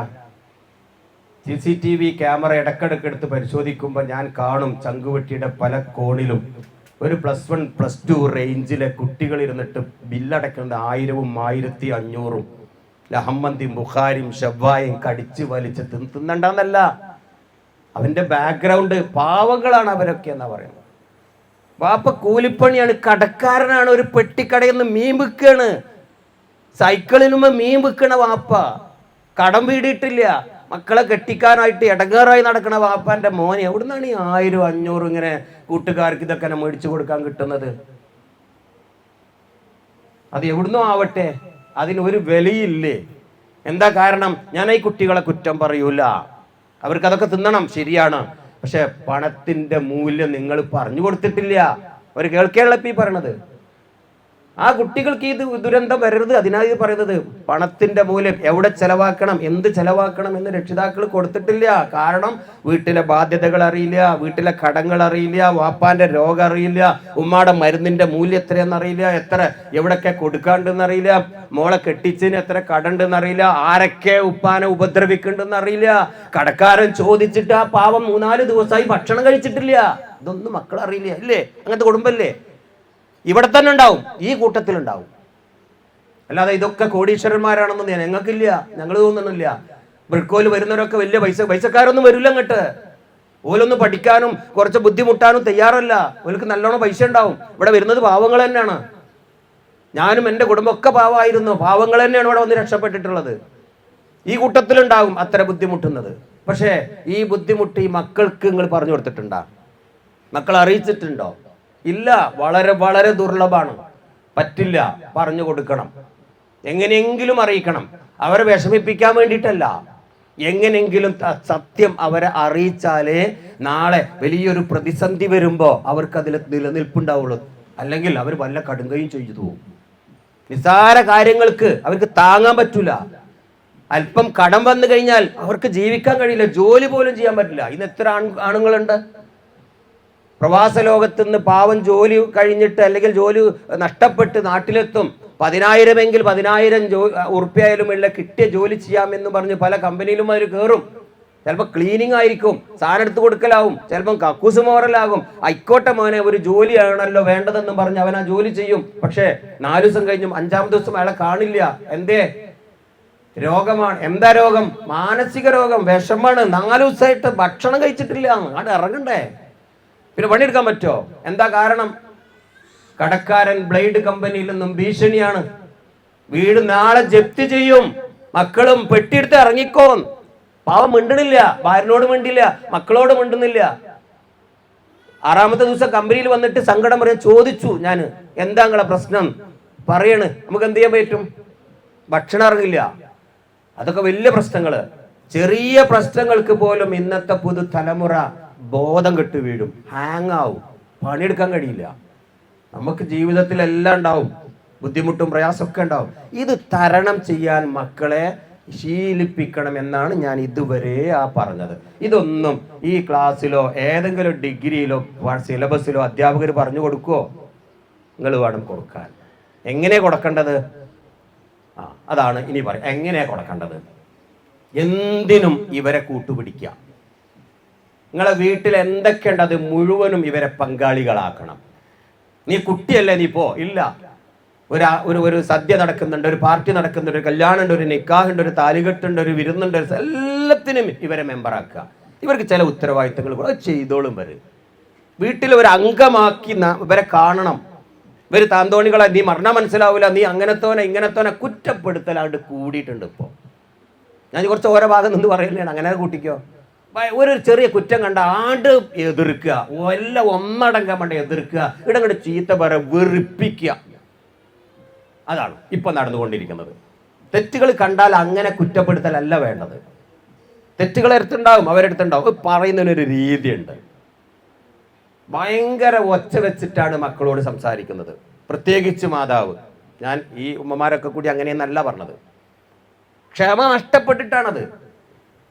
എന്നോട് എത്ര തവണ പറയണം. അത് നാട്ടുകാർ കേൾക്കും, കൂട്ടുകാർ കേൾക്കും, അവരെയൊക്കെ എട്ടയിൽ വെച്ചിട്ട് ചീത്ത പറയും, വഴക്ക് പറയും. ഒരിക്കലും നിങ്ങളുടെ ഭാഗത്തിന് അത് ഉണ്ടാവരുത്. വെറുപ്പാണ് നിങ്ങളോട്, പിന്നെ അവർക്ക് ഇഷ്ടമുണ്ടാവില്ല. ഒരു കാരണവശാലും ഇന്നത്തെ പുതുതലമുറനെ തൻ്റെ കൂട്ടുകാരെ മുമ്പിൽ വഴക്ക് പറയരുത്. നമ്പർ 1. കുറ്റങ്ങളും കുറവുകളും കണ്ടാൽ ഒച്ച വെച്ച് ദേഷ്യത്തിൽ പറയരുത്. തിരിച്ചവർ ഇങ്ങോട്ട് പലതുണ്ട്, നമ്മൾ തിരിച്ചു ആവണമല്ലോ. എന്നിട്ട് അവരെ ഉത്തരവാദിത്തങ്ങൾ, വീട്ടിലെ പാർട്ടികൾ ഒക്കെ ഏൽപ്പിക്കുക. ഓരോന്ന് ഏൽപ്പിച്ചോക്കാം. അത് കോളാക്കി കൈക്കത്തരും. ആയിക്കോട്ടെ, 2-ാമത്തെ ശരിയാവും. ഇല്ലടാ ശരിയാവില്ലേ? ആദ്യം തെറ്റ് പറ്റും, പിന്നീട് എന്താക്കും? അത് ശരിയാവും. ചിലപ്പോൾ 2-ാമതും ചിലപ്പോൾ തെറ്റും, 3-ാമത് ശരിയാകും. ബാങ്കിൽ പറഞ്ഞയക്കണം, പോസ്റ്റ് ഓഫീസിൽ പറഞ്ഞയക്കണം, മീൻ വാങ്ങാൻ പോകണം, റേഷൻ പീടികയിൽ പോകണം, പറ്റൂല എന്നൊക്കെ പറയും. പക്ഷെ മക്കളെ, അത് ചെയ്താലേ നമുക്ക് ജീവിക്കാൻ പറ്റുള്ളൂ. നമ്മൾ ന്യൂയോർക്കിലും എവിടെയൊന്നുമല്ല, ജപ്പാനിലും അമേരിക്കയിലും ഒന്നുമല്ല, നമ്മൾ ഇന്ത്യയിലെ കേരളത്തിലെ ഗ്രാമങ്ങളിലാണ് നമ്മൾ ജീവിക്കുന്നത്. പട്ടണ ലൈഫ് നമ്മൾ ആഗ്രഹം ഉണ്ടെങ്കിൽ നമ്മൾ പട്ടണത്തിലൊന്നുമല്ല. ഇതൊക്കെ ഉണ്ട് അല്ലേ, ഇതെല്ലാം വേണ്ടേ? റേഷൻ പീടിക പോക്ക്, മീമാകൽ, സാധനം എടുത്തല്ല, ഇതിൻ്റെയൊക്കെ കുഞ്ഞു കുഞ്ഞ് ജോലികൾ കുട്ടികളെ നിർബന്ധമായും അത് എടുക്കണം. കുട്ടികളും കേൾക്കാൻ പറയും, നിങ്ങളത് ഏൽപ്പിക്കണം. അവർക്കതൊരു കുറച്ചിലാണ്. റേഷൻ പീടികയിലേക്ക് സഞ്ചിയും പിടിച്ച് പോകുന്നത് ഭയങ്കര നാണക്കേടാണ്.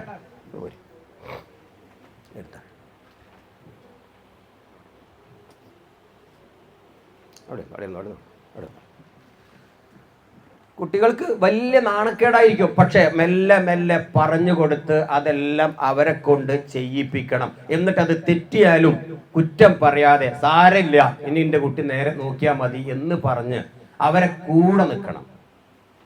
വീട്ടിലൊരു പാർട്ടി നടക്കുകയാണെങ്കിൽ മക്കളെയും കൂടെ വിളിക്കുക. ആ ഡൈനിങ് ടേബിൾ ഒരുമിച്ച്, മോനെ അടുത്ത ഞായറാഴ്ചയാണ് നമ്മുടെ വീട്ടിൽ ഇന്ന വിരുന്ന്, അല്ലെങ്കിൽ ഇന്ന നിക്കാഹ്, അല്ലെങ്കിൽ ഇന്ന താലികെട്ട്, അല്ലെങ്കിൽ എന്തെങ്കിലും ആവട്ടെ, അല്ലെ എന്നെ ഈ ഈ വിരുന്നിന് പോകല് എന്നൊക്കെ പറയുമ്പോൾ ഉണ്ടാകുന്ന ആ പ്രോഗ്രാമിൽ ഈ കുട്ടികളെയും കൂടി അതിലേക്ക് വിളിക്കുക. ആ ഡൈനിങ് ടേബിൾ ആ മക്കൾ വിളിക്കുക. എന്നിട്ട് എന്തോ അവരോട് പറയാം, മോനെ എന്താണടാ നമ്മൾ ബിരിയാണി വേണോ, അത് ചിക്കൻ ആക്കണോ, പച്ചക്കറി ആക്കണോ, അതല്ല വേറെ വല്ലതും വേണം, മോനെ എനിക്ക് പറയടാ. എന്തൊരു രസമായിരിക്കും അതൊക്കെ. കൊടുക്കൂല. ഇന്ന് മക്കളോടൊന്നും ചോദിക്കൂല. അത്രേ പല രക്ഷിതാക്കളും ചെയ്യൂല. അവൻ വളർന്നിട്ടില്ല, അവൻ മൂത്തിട്ടില്ല, അവനിപ്പോഴും കളിയാണ്. ഇതല്ല, ആ മക്കളോട് കൂടെ ചോദിക്കണം, എന്താണ് ഇവിടെ നമ്മളിങ്ങനെ എന്താ ചെയ്യേണ്ടത്. എൻ്റെ 3 വയസ്സായിരുന്നു ചെറിയ മോന്, 6 വയസ്സായിരുന്നു മോൾക്ക്, 9 വയസ്സ് മൂത്ത മോള്. അങ്ങനെ 3 കുട്ടികളാണ്. ആൾ വീട്ടിൽ പാർട്ടി നടക്കുക അടുത്ത ആഴ്ച. ഞാൻ 3 വിളിച്ചു, ടേബിളിലിരുത്തി. എല്ലാവരും ഉണ്ട്, ഏട്ടനുണ്ട്, അമ്മോനുണ്ട്, പലരും ആൾക്കാരും ഇങ്ങനെ നിറഞ്ഞിരിക്കുക. പലതും ഇങ്ങനെ ചർച്ച ചെയ്തപ്പോൾ, ഒറ്റ മിനിറ്റ് ഞാൻ എൻ്റെ കുട്ടികളുടെ താല്പര്യം ഒന്ന് ചോദിച്ചു നോക്കട്ടെ.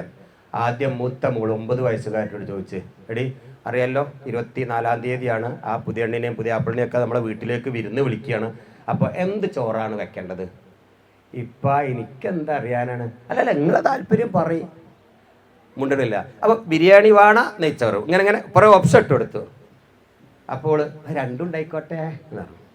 അപ്പോൾ ഞാൻ പറഞ്ഞു ആയിക്കോട്ടെ, എന്നാൽ പച്ചക്കറിയും കുറച്ചുണ്ടായിക്കോട്ടെ, ചിക്കൻ ബിരിയാണി ഉണ്ടാവട്ടെ. അങ്ങനെ ഉണ്ടാക്കി. മോൾ അഭിപ്രായം പോലെ എവിടെ നമ്മൾ നേരത്തെ പ്ലാൻ ചെയ്തിലേക്ക് കൊണ്ടുവരികയാണ്. അവൾക്ക് ഭയങ്കര സന്തോഷമായില്ലേ. അത് കഴിഞ്ഞിട്ട് 6 വയസ്സായ മോളെ അടുത്തേക്ക് തിരിഞ്ഞ്, എടി എൻ്റെ അഭിപ്രായം എന്താണ്? എനിക്കൊന്നും അറിയില്ല, എന്നാലും നമ്മൾ വരുമ്പോൾ ഒരു വെള്ളമൊക്കെ കൊടുക്കണ്ടേ? കൊടുക്കണം. അത് ചായ ആക്കണോ ജ്യൂസ് ആക്കണോ?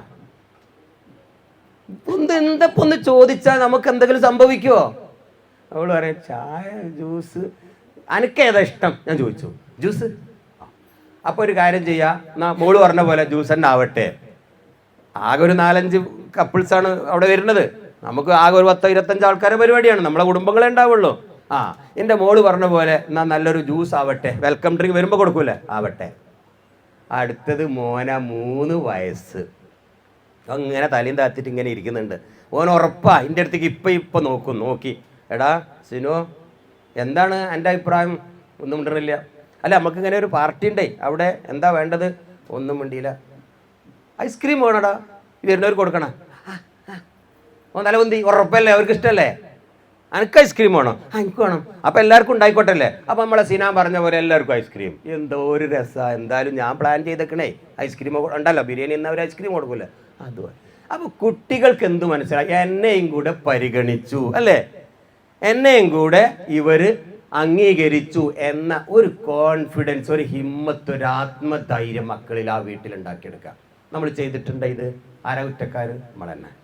അതുകൊണ്ട് ഇപ്പോൾ വലിയ കുട്ടികളായി ഇവർക്ക് വലിയ വലിയ കാര്യങ്ങളൊക്കെ കൊടുക്കുക. ഇങ്ങനത്തെ കാര്യമല്ല, വലിയ വലിയ കാര്യങ്ങളൊക്കെ കൊടുത്ത് കുടുംബത്തിൻ്റെ ഒപ്പം നിർത്തിയാൽ നന്നായി പെരുമാറാനും ബുദ്ധിയും വിവേകമുള്ള മക്കളാണ് ഇന്നത്തെ ന്യൂ ജനറേഷൻ. അത് ആൺകുട്ടിയായാലും ശരി, പെൺകുട്ടിയായാലും ശരി. അവർ ഒറ്റയടിക്ക് ആക്ഷേപിച്ച് ന്യൂ ജനറേഷനാന്ന് പറഞ്ഞ് തള്ളേണ്ട ആവശ്യം ഒരിക്കലുമില്ല. അവരൊരു പ്രത്യേക ലോകത്താണ്. അതൊക്കെ ശരിയാണ്. ഇന്നത്തെ വാട്സപ്പ്, ഇൻസ്റ്റാഗ്രാം, ടിക്ടോക്ക്, വീഡിയോയുടെ കുറേ തമാശകളെ തന്ത വൈബ് എന്നാണ് രക്ഷിതാക്കൾക്ക് അവരിട്ട പേര്. കുറച്ച് ആൾക്കാരിട്ട്. ഞാൻ ഇപ്പം ഇന്നലെ അത് കേട്ടത്, നിങ്ങൾ കേട്ടണോ? എൻ്റെ മോന് പറഞ്ഞത്രേ, ഓൻ്റെ ഒരു സുഹൃത്ത് ഹെൽമെറ്റ് ഇല്ലാതെ ബൈക്കേറ്റിന് വന്ന്, എടാ പോലീസ് പിടിക്കിട്ടോ, അത് ഹെൽമെറ്റ് ഇട്ടും. ഈ തന്ത വൈബിൻ്റെ ആളാണല്ലേ അത്. എങ്ങനെയുണ്ട്? സത്യത്തിൽ അതെന്താണ് കേട്ടിട്ടില്ലടാ? ഇല്ലടാ മോനെ, അങ്ങനെ കേട്ടിട്ടുണ്ടോ? അങ്ങനെ ഉണ്ടാവില്ല. ഇതൊക്കെ പഠിക്കണം. എവിടുന്ന് പഠിക്കണം? നിങ്ങൾ ഇവരിൽ നിന്ന് പഠിക്കണം. ഞാൻ മക്കളിൽ നിന്നല്ല പഠിച്ചത്. കുട്ടികളെ ഒപ്പം ഇരുന്ന് എന്തുകൊണ്ട് എൻ്റെ മോനത് എന്നോട് പറഞ്ഞത്? അല്ലേ അത് പറയോ?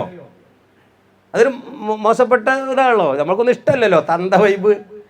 പക്ഷെ അപ്പം ഞാൻ പറഞ്ഞു, എടാ ആ തന്ത വൈബിൽ കുറച്ച് കാര്യമില്ലേ? ഉണ്ടുപ്പ എന്നെ ആൾക്കാർ ഞാനിങ്ങനെ പറഞ്ഞാൽ എൻ്റെ കൂട്ടുകാരൊക്കെ ഇത് എന്താണ്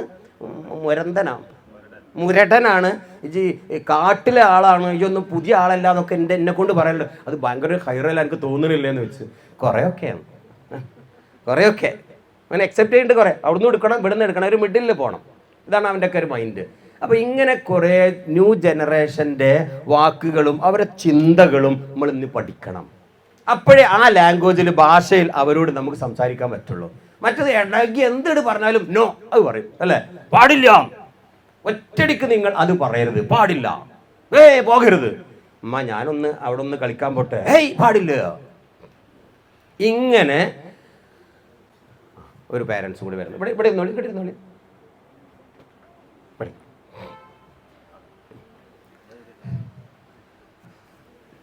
അപ്പോൾ ഇങ്ങനെ ഒറ്റടിക്ക് നിങ്ങൾ ഒരിക്കലും പാടില്ല എന്ന് പറഞ്ഞ് ഈ മക്കളെ ആക്ഷേപിച്ച് പുറത്താക്കരുത് എന്നാണ് അതിൽ നിന്നും എനിക്ക് നിങ്ങൾക്കോട് പറയാനുള്ളത്.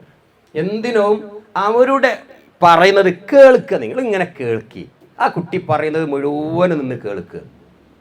മോൻ എന്താണ് ആ പറയുന്നത് മുഴുവനും കേൾക്കുക. എന്നിട്ട് കുറേ കേട്ടതിന് ശേഷം പെട്ടെന്ന് മറുപടി കൊടുക്കാതെ അത് നിങ്ങൾ ഹസ്ബൻഡുമായിട്ട് അല്ലെങ്കിൽ നിങ്ങളുടെ ഭർത്താവുമായിട്ട് അല്ലെങ്കിൽ സമാനമായ നിങ്ങൾക്കുണ്ടാവില്ലേ, മോൻ ഇങ്ങനെയാണ് പറഞ്ഞത്, ഞാൻ എന്താ പറയേണ്ടത്, അല്ലാതെ പെട്ടെന്ന് നിങ്ങൾ എടുത്തു ചാടി ആൻസർ കൊടുക്കരുത്. അവർക്കത് വിഷമാവും. ഇങ്ങനെ മെല്ലെ മെല്ലെ വീട്ടിലെ ഒരു മെമ്പറായി നമ്മളെ മക്കൾ മാറിയാൽ ഉറപ്പാണ് അവർ നാളെ ഒരു ജോലിയിൽ പ്രവേശിക്കുമ്പോൾ നല്ലൊരു ഉത്തരവാദിത്തമുള്ള കുട്ടിയായി മാറും. അങ്ങനത്തെ ഉത്തരവാദിത്തമുള്ള കുട്ടികളെയാണ് ഞങ്ങൾക്ക് ജോലിക്കാരനായിട്ട് വേണ്ടത്. അല്ലാതെ വെറും ഒരു എഞ്ചിനീയർ, വെറും ഒരു യന്ത്രത്തെ മെഷീനൊന്നും ആർക്കും വേണ്ട. എല്ലാം മെഷീനറി വെച്ചുകൊണ്ടിരിക്കുകയാണ്. ആ മെഷീനറി വർക്ക് മെഷീൻ ചെയ്ത് മനുഷ്യൻ ചെയ്യണം, മനുഷ്യൻ തന്നെ ചെയ്യണം. അപ്പൊ ഈ ഒരു കാര്യം ഈ കുട്ടികളിൽ ഉണ്ടാകണമെങ്കിൽ രക്ഷിതാക്കളായ നമ്മൾ പല കാര്യങ്ങളിലും ഒരു വിട്ടുവീഴ്ച ചെയ്യേണ്ടതുണ്ട്. നീ ഒരിക്കലും ശരിയാവില്ല, എൻ്റെ കൂട്ടുകാരൊക്കെ പോക്കാണ്, നീ അങ്ങനെ അതൊന്നും പറഞ്ഞ് അവരെ വേദനിപ്പിക്കാൻ പാടില്ല. അങ്ങനെ വേദനിപ്പിച്ചാൽ പിന്നെ നിങ്ങൾ നല്ലത് പറഞ്ഞാൽ പോലും മക്കൾക്ക് സ്വീകരിക്കാൻ കഴിയില്ല. അതുകൊണ്ട് അവരെ കൂട്ടുപിടിക്കേണ്ട ഏറ്റവും നല്ല മാർഗം കുറേയൊക്കെ അവർ അഡ്ജസ്റ്റ്മെന്റ് അവർക്ക് വേണ്ടിയിട്ട് ഒന്ന് അഡ്ജസ്റ്റ് ചെയ്ത് കൊടുക്കുന്നത് നല്ലതാണ്. എന്നാൽ അതിൻ്റെ നേരും നിറയും അവരെ അറിയിക്കും വേണം. ഈ ഒരു മിഡിൽ രീതിക്ക് നിങ്ങളിങ്ങനെ മുന്നോട്ട് പോയാൽ മക്കൾ എവിടെയും വഴി തെറ്റി പോകില്ല. ഇന്ന് അവരുടെ കൂട്ടുകാരാണ് പല കാര്യങ്ങളും തീരുമാനമെടുക്കുന്നത്, രക്ഷിതാക്കളല്ല. ഒരു 10 ആൾ കൂടിക്കഴിഞ്ഞാൽ ആ 10 കൂട്ടുകാരാണ് പല കാര്യങ്ങളും ഭാവി കാര്യങ്ങൾ തീരുമാനിക്കുന്നത്. ഉമ്മ, ഏട്ടൻ, അനിയൻ ഇവർ പറഞ്ഞതിനേക്കാളും അവർക്ക് ഏറ്റവും വലുതായി തോന്നൽ ആ കൂട്ടുകാർ പറയുന്നതാണ്. ഞാൻ എപ്പോഴും പറയും, 10ാം ക്ലാസ്സിൽ ഫുൾ A+ മേടിച്ചവരെ കൂട്ടുകാർ ആരൊക്കെ ആയിരിക്കും? 10ാം ക്ലാസ് തോറ്റവരയിൽ കൂട്ടുകാരുണ്ടാവുമോ? അതെന്താണ് കാരണം? എന്തായിരിക്കും അല്ലേ? 10ൽ ഫുൾ A+ മേടിച്ച കുട്ടികൾക്കുള്ള കൂട്ടുകാരായിരിക്കും? ഭൂരിഭാഗം ആരായിരിക്കും? A+. എന്നാൽ തോറ്റ കുട്ടികളെ കൂട്ടുകാർ നോക്കൊണ്ട് കംപ്ലീറ്റ് തോറ്റതായിരിക്കും. അപ്പം ആരെ കൂടെ നമ്മൾ കൂടേണ്ടത്? ഈ കൂട്ടുകാർക്ക് ഒരിക്കലും ഒരു മുതിർന്ന കൂട്ടുകാരുണ്ടാവില്ല. ഉണ്ടാവോ? ഇല്ല. +2 പഠിക്കുന്ന കുട്ടി ഒരിക്കലും ഒരു ഡിഗ്രിയോ അതിൻ്റെ മീതുള്ള ഒരാളെ കൂട്ടുകാരനാക്കി എടുക്കൂല. അതെന്തായിരിക്കൂടാ? അറിയാൻ വേണ്ടി ചോദിക്കുകയാണ്. ഒരു 2 കുട്ടികളെ എൻ്റെ മുന്നിൽ ഉണ്ടല്ലോ, അല്ല പൊരിക്കല്ല കേട്ടോ. കഴിഞ്ഞ പ്രാവശ്യം ഞാൻ ഉണ്ടായിരുന്നില്ലേ നിങ്ങൾ ക്ലാസ്സിൽ? ഇവിടെ ഫസ്റ്റാ? ഓക്കെ, എന്നാൽ കുഴപ്പമില്ല. എന്തുകൊണ്ടായിരിക്കും മുതിർന്ന കൂട്ടുകാരെ സ്വീകരിക്കാതിരിക്കാൻ കാരണം? തന്ത വൈബ് അല്ലേ? ഇല്ലവർക്ക് ഉണ്ടാവില്ല, ഭൂരിഭാഗം ഉണ്ടാവില്ല. കാരണം അപ്പോൾ ഈ കൂട്ടുകാരുടെ വിഷമങ്ങൾ എല്ലാവരും കൂടി ചർച്ച ചെയ്യും. അത്രേ 10ാം ക്ലാസ് എങ്കിൽ 10, +2 എങ്കിൽ എത്ര, അവർ 10 പേരും കൂടി ചർച്ച ചെയ്തിട്ട് തീരുമാനാകൽ എന്തായിരിക്കും? അവരുടെ താല്പര്യങ്ങളല്ലേ, ആ ഏജിലുള്ള ആൾക്കാരുടെ താല്പര്യങ്ങളല്ലേ അവർ തീരുമാനം എടുക്കുക. ഒരാൾ പറയും എനിക്ക് ഇങ്ങനെ ഒരു വിഷമമുണ്ട്, അങ്ങനെയാണ് തന്നെ, എനക്കുണ്ടോ എന്നാ പ്രശ്നമില്ല. 2-3 ആൾക്കാർ വിഷമമുണ്ടെങ്കിൽ ഓൽക്കൊരു വിഷമമില്ല.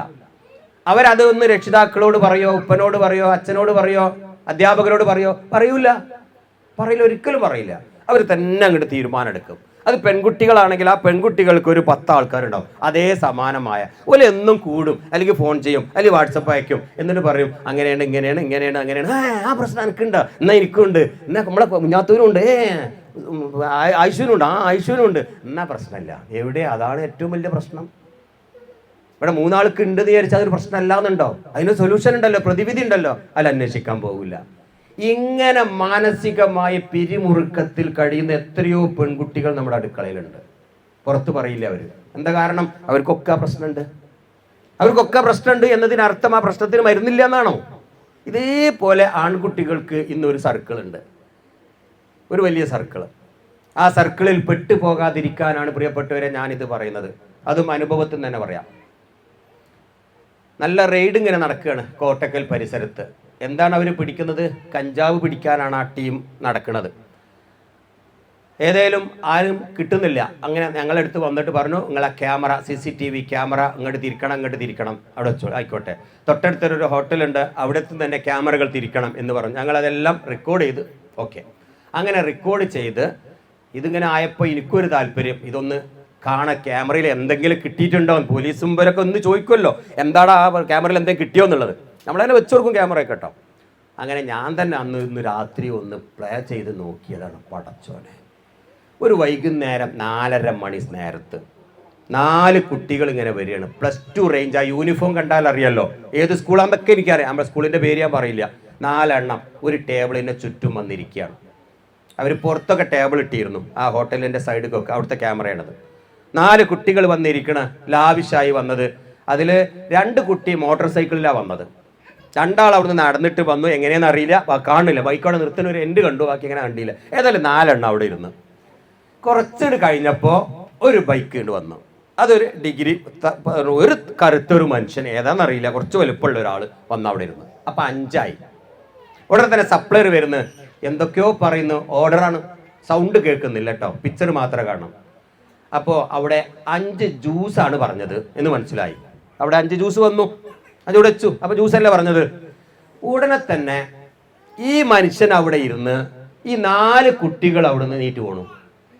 അപ്പോൾ ഇവൻ പറഞ്ഞു കാണും, എന്ത് കഴിക്കാൻ വരുന്നുണ്ട്, കൈ കഴുകിയിട്ട് വാന്ന്. അതായിരിക്കുമല്ലോ, ഞാൻ സൗണ്ട് കേൾക്കുന്നില്ല. ഈ 4 കുട്ടികൾ അവിടെ നിന്ന് പോയ ഉടനെ തന്നെ ഇവൻ ചുറ്റും നോക്കിയിട്ട് ഇവന്റെ ബാക്ക് പോക്കറ്റിൽ നിന്ന് എന്തോ ഒന്നെടുത്ത് ഒരു പൊതി കീറി 4 പാക്കറ്റിൽ ക്ലാസ്സിൽ ഇട്ടിളക്കി, കയറിൽ തന്നെ ഇട്ടിളക്കി. ചുറ്റും നോക്കുന്നുണ്ട്. ക്യാമറ ഉള്ളത് അത്ര ശ്രദ്ധിച്ചില്ല. അവിടെ വെച്ച് മക്കൾ ശ്രദ്ധിക്കണം, ഇത് ഞാൻ അത് വെറുതെ പറയല്ല. അവിടെ ഇട്ട്, പക്ഷെ അവൻ്റെ ഇട്ടില്ല. 5 ജ്യൂസ് ഉണ്ട് അവിടെ. കുട്ടികൾ നേരെ വന്ന് അപ്പോഴേക്കിന് സപ്ലയർ എന്തോ ഒന്ന് കഴിക്കാൻ, ഒരു ലഘുഭക്ഷണമാണ്, എന്തോ ഒരു സമൂസ പോലും സാധനം മുന്നിലിരിക്കുന്നത്, അതിനാ കയ്യേക്കാൻ പോയിട്ടുള്ളത്. ഓക്കെ, അവിടെ ഇരുന്നു. ഇവർ 5 പേരും അതിരുത്ത് തമാശ പറഞ്ഞ് കുടിച്ച് ഏറെക്കുറെ ഉണ്ടായി. ഏകദേശം ഒരു 1/2 മണിക്കൂർ കഴിഞ്ഞിട്ടുണ്ടാവും. ഒരുത്തങ്ങനെ വീണ്. ഇവർ 4 പേരും കൂടി ഓനെടുത്ത് പൊക്കിയെടുത്ത് അവിടെ നിന്ന് സപ്ലയർ ആരോ വരുന്നുണ്ട്, അവിടെ നിന്ന് എന്തൊക്കെയോ പറയുന്നുണ്ട്. അതൊന്നും ഇപ്പം ഞാൻ ഓഡിയോ ഞാൻ കേൾക്കുന്നില്ല. അവനെ വേഗത്തിൽ സെൻറ്ററിൽ സീറ്റിൽ ഇരുത്തിയിട്ട് ബാക്കിൽ ഒരുത്തനും കൂടി കയറി ആ വണ്ടിയാണ് വിട്ട്. ഇനിയിപ്പോൾ പോലീസ് വന്ന് ഇത് കൊടുക്കണം, എനിക്ക് നിവൃത്തിയില്ലല്ലോ, ഉറപ്പല്ലേ, കാരണം ഇഷ്ടം പോലെ കേസ് നടക്കുകയാണ് അവിടെ. ഏതായാലും ഞാൻ സാധനം കൊടുക്കുന്നതിന് മുൻപേ ഞങ്ങൾക്ക് കുറച്ച് സന്നദ്ധ സംഘടനകളുണ്ട്, അവരെ വിവരം അറിയിച്ച്. പോലീസിനാണ് വിവരം അറിയിച്ചില്ല. എക്സൈസിന് വിളിച്ചാൽ അത് പിന്നെ ഭയങ്കര ആകെ കൂടി പ്രശ്നമാകും എന്ന് നോക്കിയിട്ട് ഞങ്ങൾ അവരെ 3-4 ആൾക്കാരെ വിളിച്ചിട്ട് ആദ്യം നമുക്ക് ഈ കുട്ടികളുടെ അഡ്രസ്സ് എടുക്കണം. നേരെ സ്കൂളിൽ പോയി അഡ്രസ്സ് എടുത്തു. 4 ആൾക്കാരെ അഡ്രസ്സും കിട്ടി. ആ 4 ആൾക്കാരെ വീട്ടിലേക്കാണ് ഞങ്ങൾ പോണത്. വീട്ടിലേക്ക് പോയി, പടച്ചോനെ, ആ 3 കുട്ടികളും മഹാപാവങ്ങളാണെന്നും കൂലിപ്പണിയാണ് ആ വാപ്പക്ക്. ഒരാൾക്ക് കൂലിപ്പണിയാണ്, വേറൊരാൾക്ക് ജോലി ഇല്ലാതെ വീട്ടിൽ കിടപ്പാണ്, അസുഖമായിട്ട് കിടക്കുകയാണ്. വേറൊരുത്തൻ്റെ ഏട്ടൻ എന്തൊക്കെയോ ബുദ്ധിമുട്ടി നിൽക്കുന്ന 3 വീട്, നാടൻ വീട്. ഒരുത്തൻ്റെ വീട് അടിപൊളി ഒരു വീടാണ്, 3 വീട്. ആ വീട്ടിലേക്ക് കയറി ചെന്നിട്ട് ചോദിച്ചു, ഈ ആള് നിങ്ങളെ അതെ അറിയാം, എന്താ നിങ്ങളെ മോന് ഡാഷ് ദിവസം പറ്റിയാൽ? അവനൊന്ന് തല കറങ്ങി, അത് പാരസിറ്റമോൾ കൊടുത്ത് ശരിയായിരുന്നു. അല്ല, തല കറങ്ങിയതല്ല, ഇങ്ങനെയാണ് സംഭവിച്ചത്. ഉടനെ മോൻ അവിടെ ഉണ്ട്, അവൻ്റെ ഉള്ളിലുണ്ട്. അപ്പോൾ ഞങ്ങൾ 2 ദിവസം കഴിഞ്ഞിട്ടാണ് ചെത്തുന്നത്, അന്ന് പോയിട്ടില്ല. നേരെ വന്ന് മോനെ ആ വീഡിയോയുടെ ക്ലിപ്പ് ഞങ്ങളിങ്ങനെ കാണിച്ചു കൊടുത്തു. എന്താ അവിടെ സംഭവിച്ചത്? സത്യം നീ പറഞ്ഞില്ലെങ്കിൽ ഇപ്പൊ എക്സൈസ് വകുപ്പും പോലീസും ഈ വീട്ടിൽ കൊണ്ട് കയറും എന്ന് പറഞ്ഞു.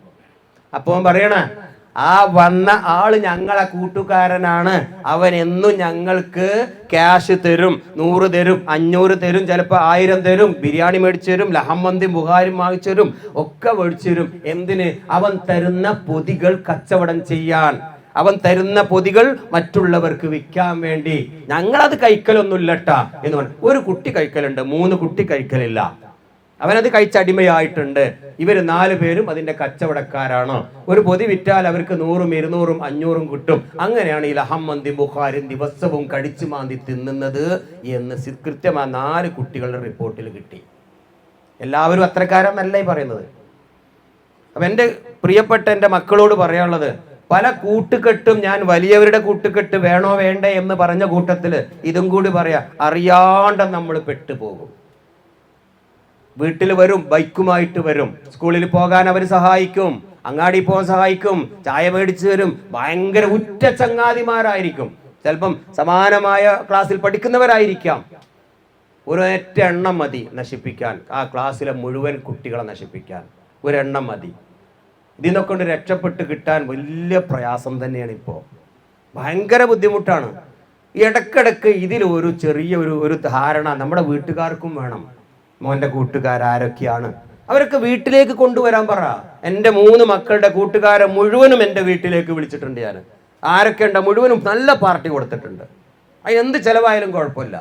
അങ്ങനെ നല്ല കൂട്ടുകാരാണോ എന്ന് നമുക്ക് അവരെ സഹായിക്കാൻ പറ്റും. ഇപ്പൊ ഇവർക്കറിയില്ല, ഇവർക്ക് പോലും അറിയില്ല. ഇപ്പൊ ക്ലാസ്സിൽ വരുന്ന എല്ലാ കുട്ടികളും എങ്ങനെയാണ് അവരുടെ ബാക്ക്ഗ്രൗണ്ട് നമുക്കറിയില്ലല്ലോ. അപ്പൊ എന്തെങ്കിലും ഇതുപോലത്തെ ചുറ്റിക്കളി ഉണ്ടെങ്കിൽ പ്രിയപ്പെട്ട മക്കളെ പെട്ടെന്ന് അവരെ നിങ്ങൾ ഐഡന്റിഫൈ ചെയ്യണം. അവർ എന്തെങ്കിലുമൊക്കെ വാങ്ങിത്തരും. ചിലപ്പോൾ പോകുമ്പോൾ നടക്കുന്ന വഴിയിലായിരിക്കും വലിയ ഏതെങ്കിലും നിങ്ങൾക്ക് ചിലപ്പോൾ ഒരു ലിഫ്റ്റ് തരും, ഒരു ബൈക്ക് എന്നിട്ട് ഞാൻ അവിടെ ഉണ്ടാക്കി തരാമെന്ന് പറയും. ചിലപ്പോൾ എന്തെങ്കിലും ഒരു നമ്പറിൽ ഒരു വാട്സപ്പ് ചെയ്തിട്ട് എന്തെങ്കിലും എങ്ങനെങ്കിലും ആയി കെണിയിൽ വീഴ്ത്താൻ വലിയ ഒരു മാഫിയ സംഘം നമ്മുടെ ചുറ്റുമുണ്ട്. പ്രത്യേകിച്ച് ഈ പ്രായം കുട്ടികളുടെ ബാക്കിലുണ്ട് എന്നും കൂടി ഞാൻ സാന്ദർഭികമായി ഉണർത്തുകയാണ്. അതിന് ചെയ്യേണ്ടത് ഞാൻ പറഞ്ഞു. ഒന്ന്, വീടുമായിട്ടൊരു നല്ല ബന്ധം പുലർത്തിയാൽ അവരെന്തും നമ്മളോട് പറയും. ഇങ്ങനെ ഒരാൾ എന്നെ പറ്റിക്കുന്നുണ്ട് എന്നൊക്കെ നമ്മളോട് പറയും. മറ്റു മിണ്ടില്ല അവര്. 2, ആ കുട്ടികളുടെ സ്വഭാവത്തിൽ നിന്ന് തന്നെ ഇവർക്ക് മനസ്സിലാകും ഇതെന്തോ ചതി മണക്കുന്നുണ്ട്. വെറുതെ ഒരാളും ഒരു ചിക്കനും നിങ്ങൾക്ക് മേടിച്ചു തരൂല. ഒരാളും നിങ്ങൾക്കൊരു 100 രൂപ വാട്സപ്പിലൂടെ റീചാർജ് കൂപ്പൺ അയച്ചു തരില്ല. എന്തിനു വേണ്ടി തരണം? നിങ്ങളെ സ്വഭാവം ചിരിയും തമാശയും കണ്ടിട്ടോ, നിങ്ങളോടുള്ള സ്നേഹം കൊണ്ടോ നടക്കില്ല. ഞാൻ പറയട്ടെ, കിട്ടില്ല. ഒരിക്കലും നിങ്ങൾക്ക് അത് മേടിച്ചു തരൂല. അപ്പൊ എന്തെങ്കിലും ഒരു ഉദ്ദേശം കാണും. അത് സ്വീകരിക്കരുത് എന്നാണ് എനിക്ക് പറയാനുള്ളത്. ആ സ്നേഹത്തോടെ ബന്ധത്തോടെ അവിടെ നിലനിൽക്കുക, അവരുടെ പാരിതോഷികം സ്വീകരിക്കാതിരിക്കുക. അവർക്ക് തിരിച്ചും വാങ്ങിക്കൊടുക്കുമ്പോൾ അത് അവർക്ക് കൊടുക്കാതിരിക്കുക, അതാ നല്ലത്. എൻ്റെ അടുത്ത് പൈസ ഇല്ലടാ, എൻ്റെ അച്ഛന് ബുദ്ധിമുട്ടാണ്, പ്രയാസമാണ്, ഈ കാര്യം പറഞ്ഞ് തന്നെ ജീവിക്കാൻ അവരെ ശീലിപ്പിക്കണം. ഇത് പല ക്ലാസ്സിലും എൻ്റെ കുടുംബത്തിലെ 5 മുക്കിലാണ് എൻ്റെ ഫാമിലി നെയിം. അവരെ വിളിച്ചു കൂട്ടിയിട്ട് എൻ്റെ കുട്ടികളോട്, പെങ്ങളെ കുട്ടികളോട് പറഞ്ഞു എന്നാണ് ഈ പറയുന്നത് കേട്ടോ. അല്ലാതെ ഈ ഒരു മക്കൾക്കുള്ള ക്ലാസ് ഒന്നും അല്ല ഇത്. ഞാൻ പറഞ്ഞല്ലോ, 100ഓളം എൻ്റെ കുടുംബം ഈ സ്ഥാപനത്തിലൂടെയാണ് ഇന്ന് ഭക്ഷണം കഴിച്ച് സുഖമായിട്ട് ജീവിക്കുന്നത്. അവർക്ക് ഞാൻ കൊടുത്ത, സമൂഹത്തിന് ഞാൻ കൊടുത്ത ക്ലാസ്സാണ് ഈ പറയുന്നത്. നമ്മുടെ ഈ മക്കളോട് ഇത് പറഞ്ഞു കൊടുക്കണം. പലതവണ കുട്ടികളോട് ഞാൻ സംസാരിച്ചിട്ടുണ്ട്. ഇപ്പൊ രക്ഷിതാക്കളും കൂടി അറിയാൻ വേണ്ടിയിട്ടാണ് ഇത് ഇങ്ങനെയൊക്കെ പറഞ്ഞു തരുന്നത്. ഏതായാലും മാഷാ അല്ലാഹ് ഇവരൊക്കെ വന്നു, പഠിക്കട്ടെ, പ്രാക്ടീസ് ചെയ്യട്ടെ. ഇനി രക്ഷിതാക്കളുടെ ഭാഗത്ത് നിന്ന് ഒരുപാട് കാര്യങ്ങൾ ചെയ്താലേ ഇവർ എവിടെയെങ്കിലും എത്തും. ഒന്ന്, ഞാൻ നേരത്തെ പറഞ്ഞ പോലെ ഇത്ര ബുദ്ധിമുട്ടും പ്രയാസവും ഒക്കെ കുട്ടികളുടെ ജീവിതത്തിൽ ഉണ്ടാകണം. അത് ഇവർക്ക് ഇഷ്ടാവില്ലേയും പറഞ്ഞാൽ അത് വേണം, നിർബന്ധമാണ്. നമ്മളൊക്കെ എത്രയോ കിലോമീറ്ററുകൾ പണ്ട് നടന്നിട്ടുണ്ട്, അതുകൊണ്ട് നീ നടക്കടാ, അതൊന്നും നടക്കില്ല. അങ്ങനെയുള്ള ഞാനൊക്കെ എത്ര നടന്നിട്ടാണെന്ന് അതൊന്നും ഇന്ന് ഇവരോട് പറഞ്ഞിട്ട് ഒരു കാര്യമില്ല. അതിന് ഈ പ്രായത്തിൽ ആൾക്കാർ പറയണ ഒരു മറുപടിയും കൂടി കേട്ടോളെ. ഉദാഹരണം ഞാൻ പറയണ, ഞാനൊക്കെ 10-15 കിലോമീറ്റർ ദിവസം താണ്ടിയിട്ടൊക്കെ 50 പൈസക്ക് പണിയെടുത്ത് കൊണ്ടുവന്നിട്ടൊക്കെയാണ് ജീവിച്ചത് എന്നൊക്കെ ആ പ്രയാസം ഇങ്ങനെ പറഞ്ഞാൽ ഇത് കേട്ട് ഇവരെന്താ പറയാന്നറിയോ? അടുത്ത ഒരു 50 കൊല്ലം കഴിഞ്ഞാൽ ഞങ്ങളും പറയും ഇതൊക്കെ. ഞാനൊക്കെ ബസ്സിലിങ്ങനെ കുത്തിപ്പിടിച്ച് ഒരു മോട്ടോർ സൈക്കിളിലൊക്കെ ഇങ്ങനെ കഷ്ടപ്പെട്ട് യാത്ര ചെയ്തിട്ടുണ്ടായിരുന്നു. നിങ്ങൾക്ക് അറിയോ, 50 കിലോമീറ്റർ 100 കിലോമീറ്ററൊക്കെ ഞാൻ ബസ്സിലിങ്ങനെ നിന്ന് പോയിട്ടുണ്ട്. ഭയങ്കര ത്യാഗമാണ് ഇവർക്ക്. 50 കൊല്ലം കഴിഞ്ഞാൽ ഇന്നത്തെ കഥ അല്ലേ. നമുക്കിന്ന് ബസ്സിൽ കുത്തിപ്പിടിച്ച് പോകാറുണ്ട്, ഭയങ്കര ബുദ്ധിമുട്ടല്ലേ. നാളെ ഇവർ പറയും ഞാൻ അങ്ങനെയൊക്കെ ചെയ്തിട്ടുണ്ട്, ഭയങ്കര സംഭവമായിട്ട്. അപ്പോൾ അത് എല്ലാ കാലവും അതുണ്ടാകും. ഈ പ്രാരാബ്ദം ഇങ്ങനെ നമുക്ക് പറയാണ്ടാവും. ഞാൻ എൻ്റെ കുട്ടിക്കാലത്ത് അങ്ങനെയായിരുന്നു, ഇങ്ങനെ ഇവർക്കും പറയാൻ കിട്ടും അല്ലടാ. ഒരു 50 കൊല്ലം കഴിഞ്ഞാൽ ഇന്ന് ഇവർ അനുഭവിക്കുന്ന ഭയങ്കര പ്രയാസമുള്ള കാര്യമാണ്. എനിക്കറിയോ ഒരു സ്ഥാപനം ഉണ്ടായിരുന്നു അവിടെ, ബ്രിഡ്കോ എന്നൊക്കെ പറയുന്ന, ആ പേരെന്നെ ഓർമ്മ ഉണ്ടാവും, അന്ന് എനിക്കറിയില്ല. ഏതായാലും ഞാനൊക്കെ പഠിച്ച ഒരു സ്ഥാപനം, ഈ രാവിലെ കയറിയിട്ട് വൈകുന്നേരം വരെ ഓല പൊരിക്കൽ. ആ മാഷ് വന്നിക്കാണ്ട് ചൂണ്ടിയിട്ട് നമുക്കുണ്ട് 2 കോച്ച്, നീറ്റ് പോകാനവിടുന്ന് പറ്റൂല ചങ്ങായിയെ, 2 മണിക്കൂർ ഒരു ഇരുത്തിരുന്നിട്ടുണ്ട്. എന്തൊരു കഷ്ടപ്പാടായിരുന്നു എന്ന് ഇവർ നാളെ 25 കൊല്ലം കഴിഞ്ഞാൽ പറയും. ഭയങ്കര ബുദ്ധിമുട്ടാണ്. അന്ന് 25 കൊല്ലം കഴിഞ്ഞാൽ ഈ ഇരുത്തത്തിനും കൂടി കിട്ടൂല. ഇപ്പൊ ഒറ്റകൾ ഇങ്ങനെ ഇരിക്കുന്നുണ്ടല്ലോ, മാഷാ അല്ലാഹ്, അവിടെ ഒറ്റകൾ ഇരിക്കുന്നുണ്ടല്ലോ അവിടെ. 15-20 കൊല്ലം കഴിഞ്ഞാൽ അതും കിട്ടൂല. അപ്പോൾ അവരെന്താ പറയുക, ഈ ത്യാഗങ്ങൾ അവർ പറയും, ഈ പ്രയാസങ്ങൾ. എടാ ബസ്സിനൊക്കെ ആയിരുന്നു ഞാൻ അവിടെ വന്നിരുന്നത്. ബസ്സിലൊക്കെ ഈ യാത്ര, ആ കൂട്ടത്തിൽ ആൾക്കാരെ ആ വിയർപ്പും നാറ്റവും ഒക്കെ നീ വല്ലാതെ അന്നൊന്നും പറയണ്ട ചങ്ങായി, അന്ന് പറയും അല്ലേ. അതിങ്ങനെ പറഞ്ഞുകൊണ്ട്, അതുകൊണ്ട് നമ്മുടെ കഴിഞ്ഞ ആ പ്രാരാബ്ദം പിന്നെ പട്ടിണിയും ഇവരോട് ഒരു കാര്യം ഇല്ല. അതുകൊണ്ട് ഇവർ നേരാവുമെന്ന് തോന്നുന്നില്ല. പക്ഷെ പറയുമ്പോൾ പറയേണ്ടി വരും, ഇങ്ങനെയൊക്കെ ഒരു അനുഭവം എനിക്ക് ഉണ്ടായിരുന്നു, നിനക്കും ഉണ്ടാകണം എന്ന്. അതുകൊണ്ട് ഇവർക്ക് വേറെ വല്ല മെച്ചം ഉണ്ടാവുമെന്ന് എനിക്ക് തോന്നുന്നില്ല. ഞാൻ എൻ്റെ മക്കളോട് ഇത് പറയുമ്പോൾ പറയും, ഇപ്പം അക്കാലത്തെ മാതിരിയാണോ ഇപ്പോൾ, ഇതേപോലെ തന്നെയാണ് ഇനിയും. അപ്പോൾ ഇതുപോലെ ഇവർക്ക് എന്ത് കൊടുക്കണം, നിങ്ങളെ കൂടെ നിർത്തിയിട്ട് പിന്നെ എന്താ കൊടുക്കേണ്ടത് വെച്ചാൽ, ഇനി കൊടുക്കേണ്ടത് ഒരു +2 ഇപ്പോൾ ഇവിടെ കഴിഞ്ഞു, എല്ലാവരും ഓൾമോസ്റ്റും +2 അല്ലേ. അപ്പോൾ ഇവർക്കൊരു 18 വയസ്സാണ്. ഒരു ജീവിത ലക്ഷ്യങ്ങൾ വരച്ചു കൊടുക്കണം കേട്ടോ. 18 വയസ്സ് കഴിഞ്ഞ് ഒരു ഡിഗ്രി കഴിഞ്ഞ് 4 കൊല്ലം ഡിഗ്രിക്ക് പോയ കുഞ്ഞാപ്പു, അഷ്റഫ്, അരവിന്ദേട്ടൻ എന്താ ഇപ്പോഴത്തെ അവസ്ഥ എന്നൊക്കെ പഠിക്കുക. നിങ്ങളിപ്പോൾ കൊടുക്കേണ്ട അതാണ്. നമ്മളെ കുടുംബത്തിൽ അങ്ങനെ കുറേ ആൾക്കാരില്ലേ, +2 കഴിഞ്ഞ് ഒരു ഡിഗ്രിക്ക് പോയി, ഡിഗ്രിയും കഴിഞ്ഞ് PG കഴിഞ്ഞ് ഇപ്പോൾ എവിടെയാണ്? ഏതെങ്കിലും 1 2 അല്ല, ഒരു 10-25 എടുക്കണം. അവരുടെ ജീവിതം എവിടെ എത്തി? ഒന്നും എഴുതാനും വായിക്കാനും ഒന്നും അറിയാത്ത വാപ്പ ഏട്ടൻ ഗൾഫിൽ പോയിട്ട് ഇപ്പോൾ അവിടെ പണിയില്ലാതെ തിരിച്ചിവിടെ ഇരിക്കുന്നുണ്ട്. അവൻ്റെ അടുത്ത് ഡിഗ്രി ഇല്ല, പ്രൊഫഷണൽസും ഇല്ല, എക്സ്പീരിയൻസും ഇല്ല, വേറൊരു സാധനം ഇവിടെ വേണ്ട. ഈ കഥകളൊക്കെ ഇവരെങ്ങനെ അനുഭവിച്ചറിയിപ്പിക്കണം. ഒരു ജോലിയിനേക്കാളും ഏറ്റവും നല്ലത് ഒരു ബിസിനസ് കൂടി ആണ് എന്നും കൂടെ ഈ കുട്ടികൾക്ക് ഇടക്കിടക്ക് ഒന്ന് കൊടുക്കുന്നത് നല്ലതാണ്. ഒരു ജോലി ചെയ്താൽ അതിനൊക്കെ ഒരു കണക്കുണ്ട്. ആ ശമ്പളത്തിന് അതിൻ്റെതായ ഒരു കണക്കുണ്ട്. ഇന്ന് വരെ ജോലി ചെയ്ത് ശമ്പളം മേടിച്ചിട്ട് വലിയ കോടീശ്വരന്മാരൊന്നും ആയിട്ടില്ല. പകരം 1 രൂപ മുതൽ മുടക്കാതെ ജോലി ചെയ്ത ആ കമ്പനിയിൽ പാർട്ട്ണറായി ബിസിനസ്സുകാരനായ കോടീശ്വരനായിട്ടുണ്ട്. ഞാൻ പറഞ്ഞു മനസ്സിലായില്ലേ?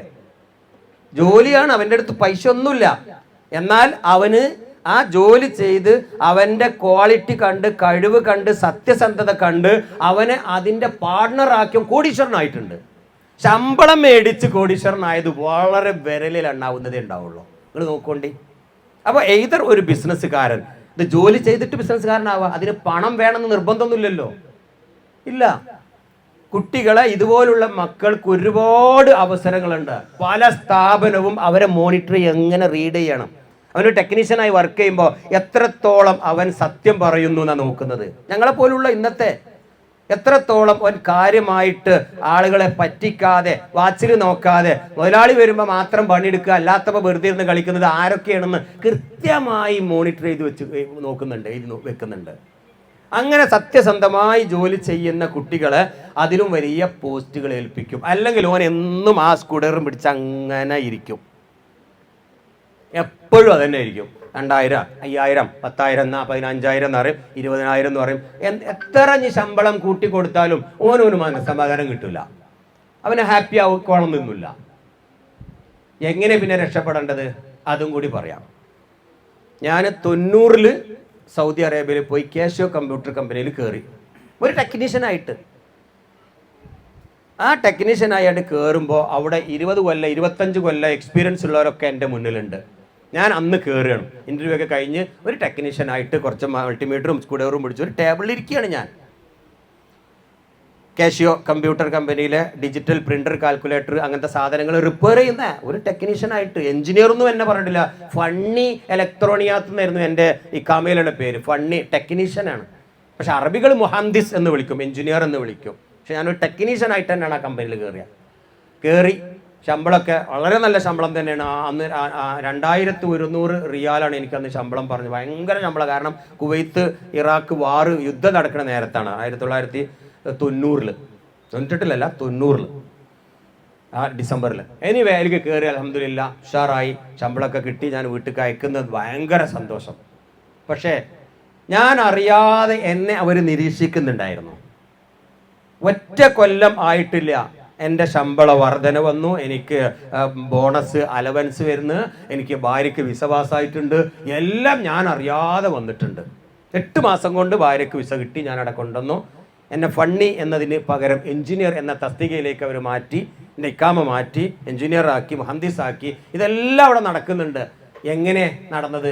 ഞാൻ ഒരു റിക്വസ്റ്റ് അവരോട് പറഞ്ഞിട്ടില്ല. എന്തുകൊണ്ട് അങ്ങനെ വന്നത് പറഞ്ഞുതരാം. എൻ്റെ മുന്നിൽ ഒരു സാധനം റിപ്പയറിങ്ങിന് തരും, ഞാൻ അത് എൻ്റെ ടേബിളിൽ നിന്ന് റിപ്പയർ ചെയ്യും. വൈകുന്നേരം 7 മണിക്ക് കമ്പനി അടക്കണം.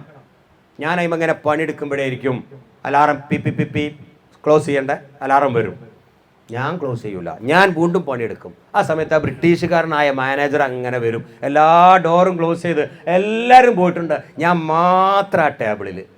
ഞാൻ എന്തിനാണ് അത് ചെയ്യണത്?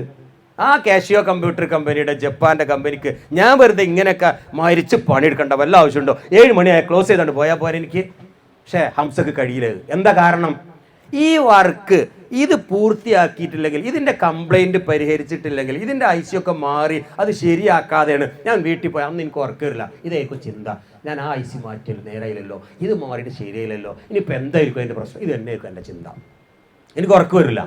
അതുകൊണ്ട് അത് പൂർത്തിയാക്കിയാലാണ് എനിക്ക് സമാധാനം കിട്ടുക. ഓവർ ടൈം ഇല്ല, അതൊന്നുമില്ല. എന്നിട്ടാ ഒരു ഓവർ ടൈം പണി ഒന്നുമില്ല. 7 മണി എന്ന് പറഞ്ഞാൽ 7 മണിക്ക് 6:55 നീട്ടിയിട്ട് കാർഡ് പഞ്ചി അങ്ങനെ ക്യൂക്കലാണ്. 7 മണിയാകുമ്പോൾ ടെക് എന്ന് പറഞ്ഞാൽ കുത്താൻ. എന്നാൽ ഞാനിരിക്കും.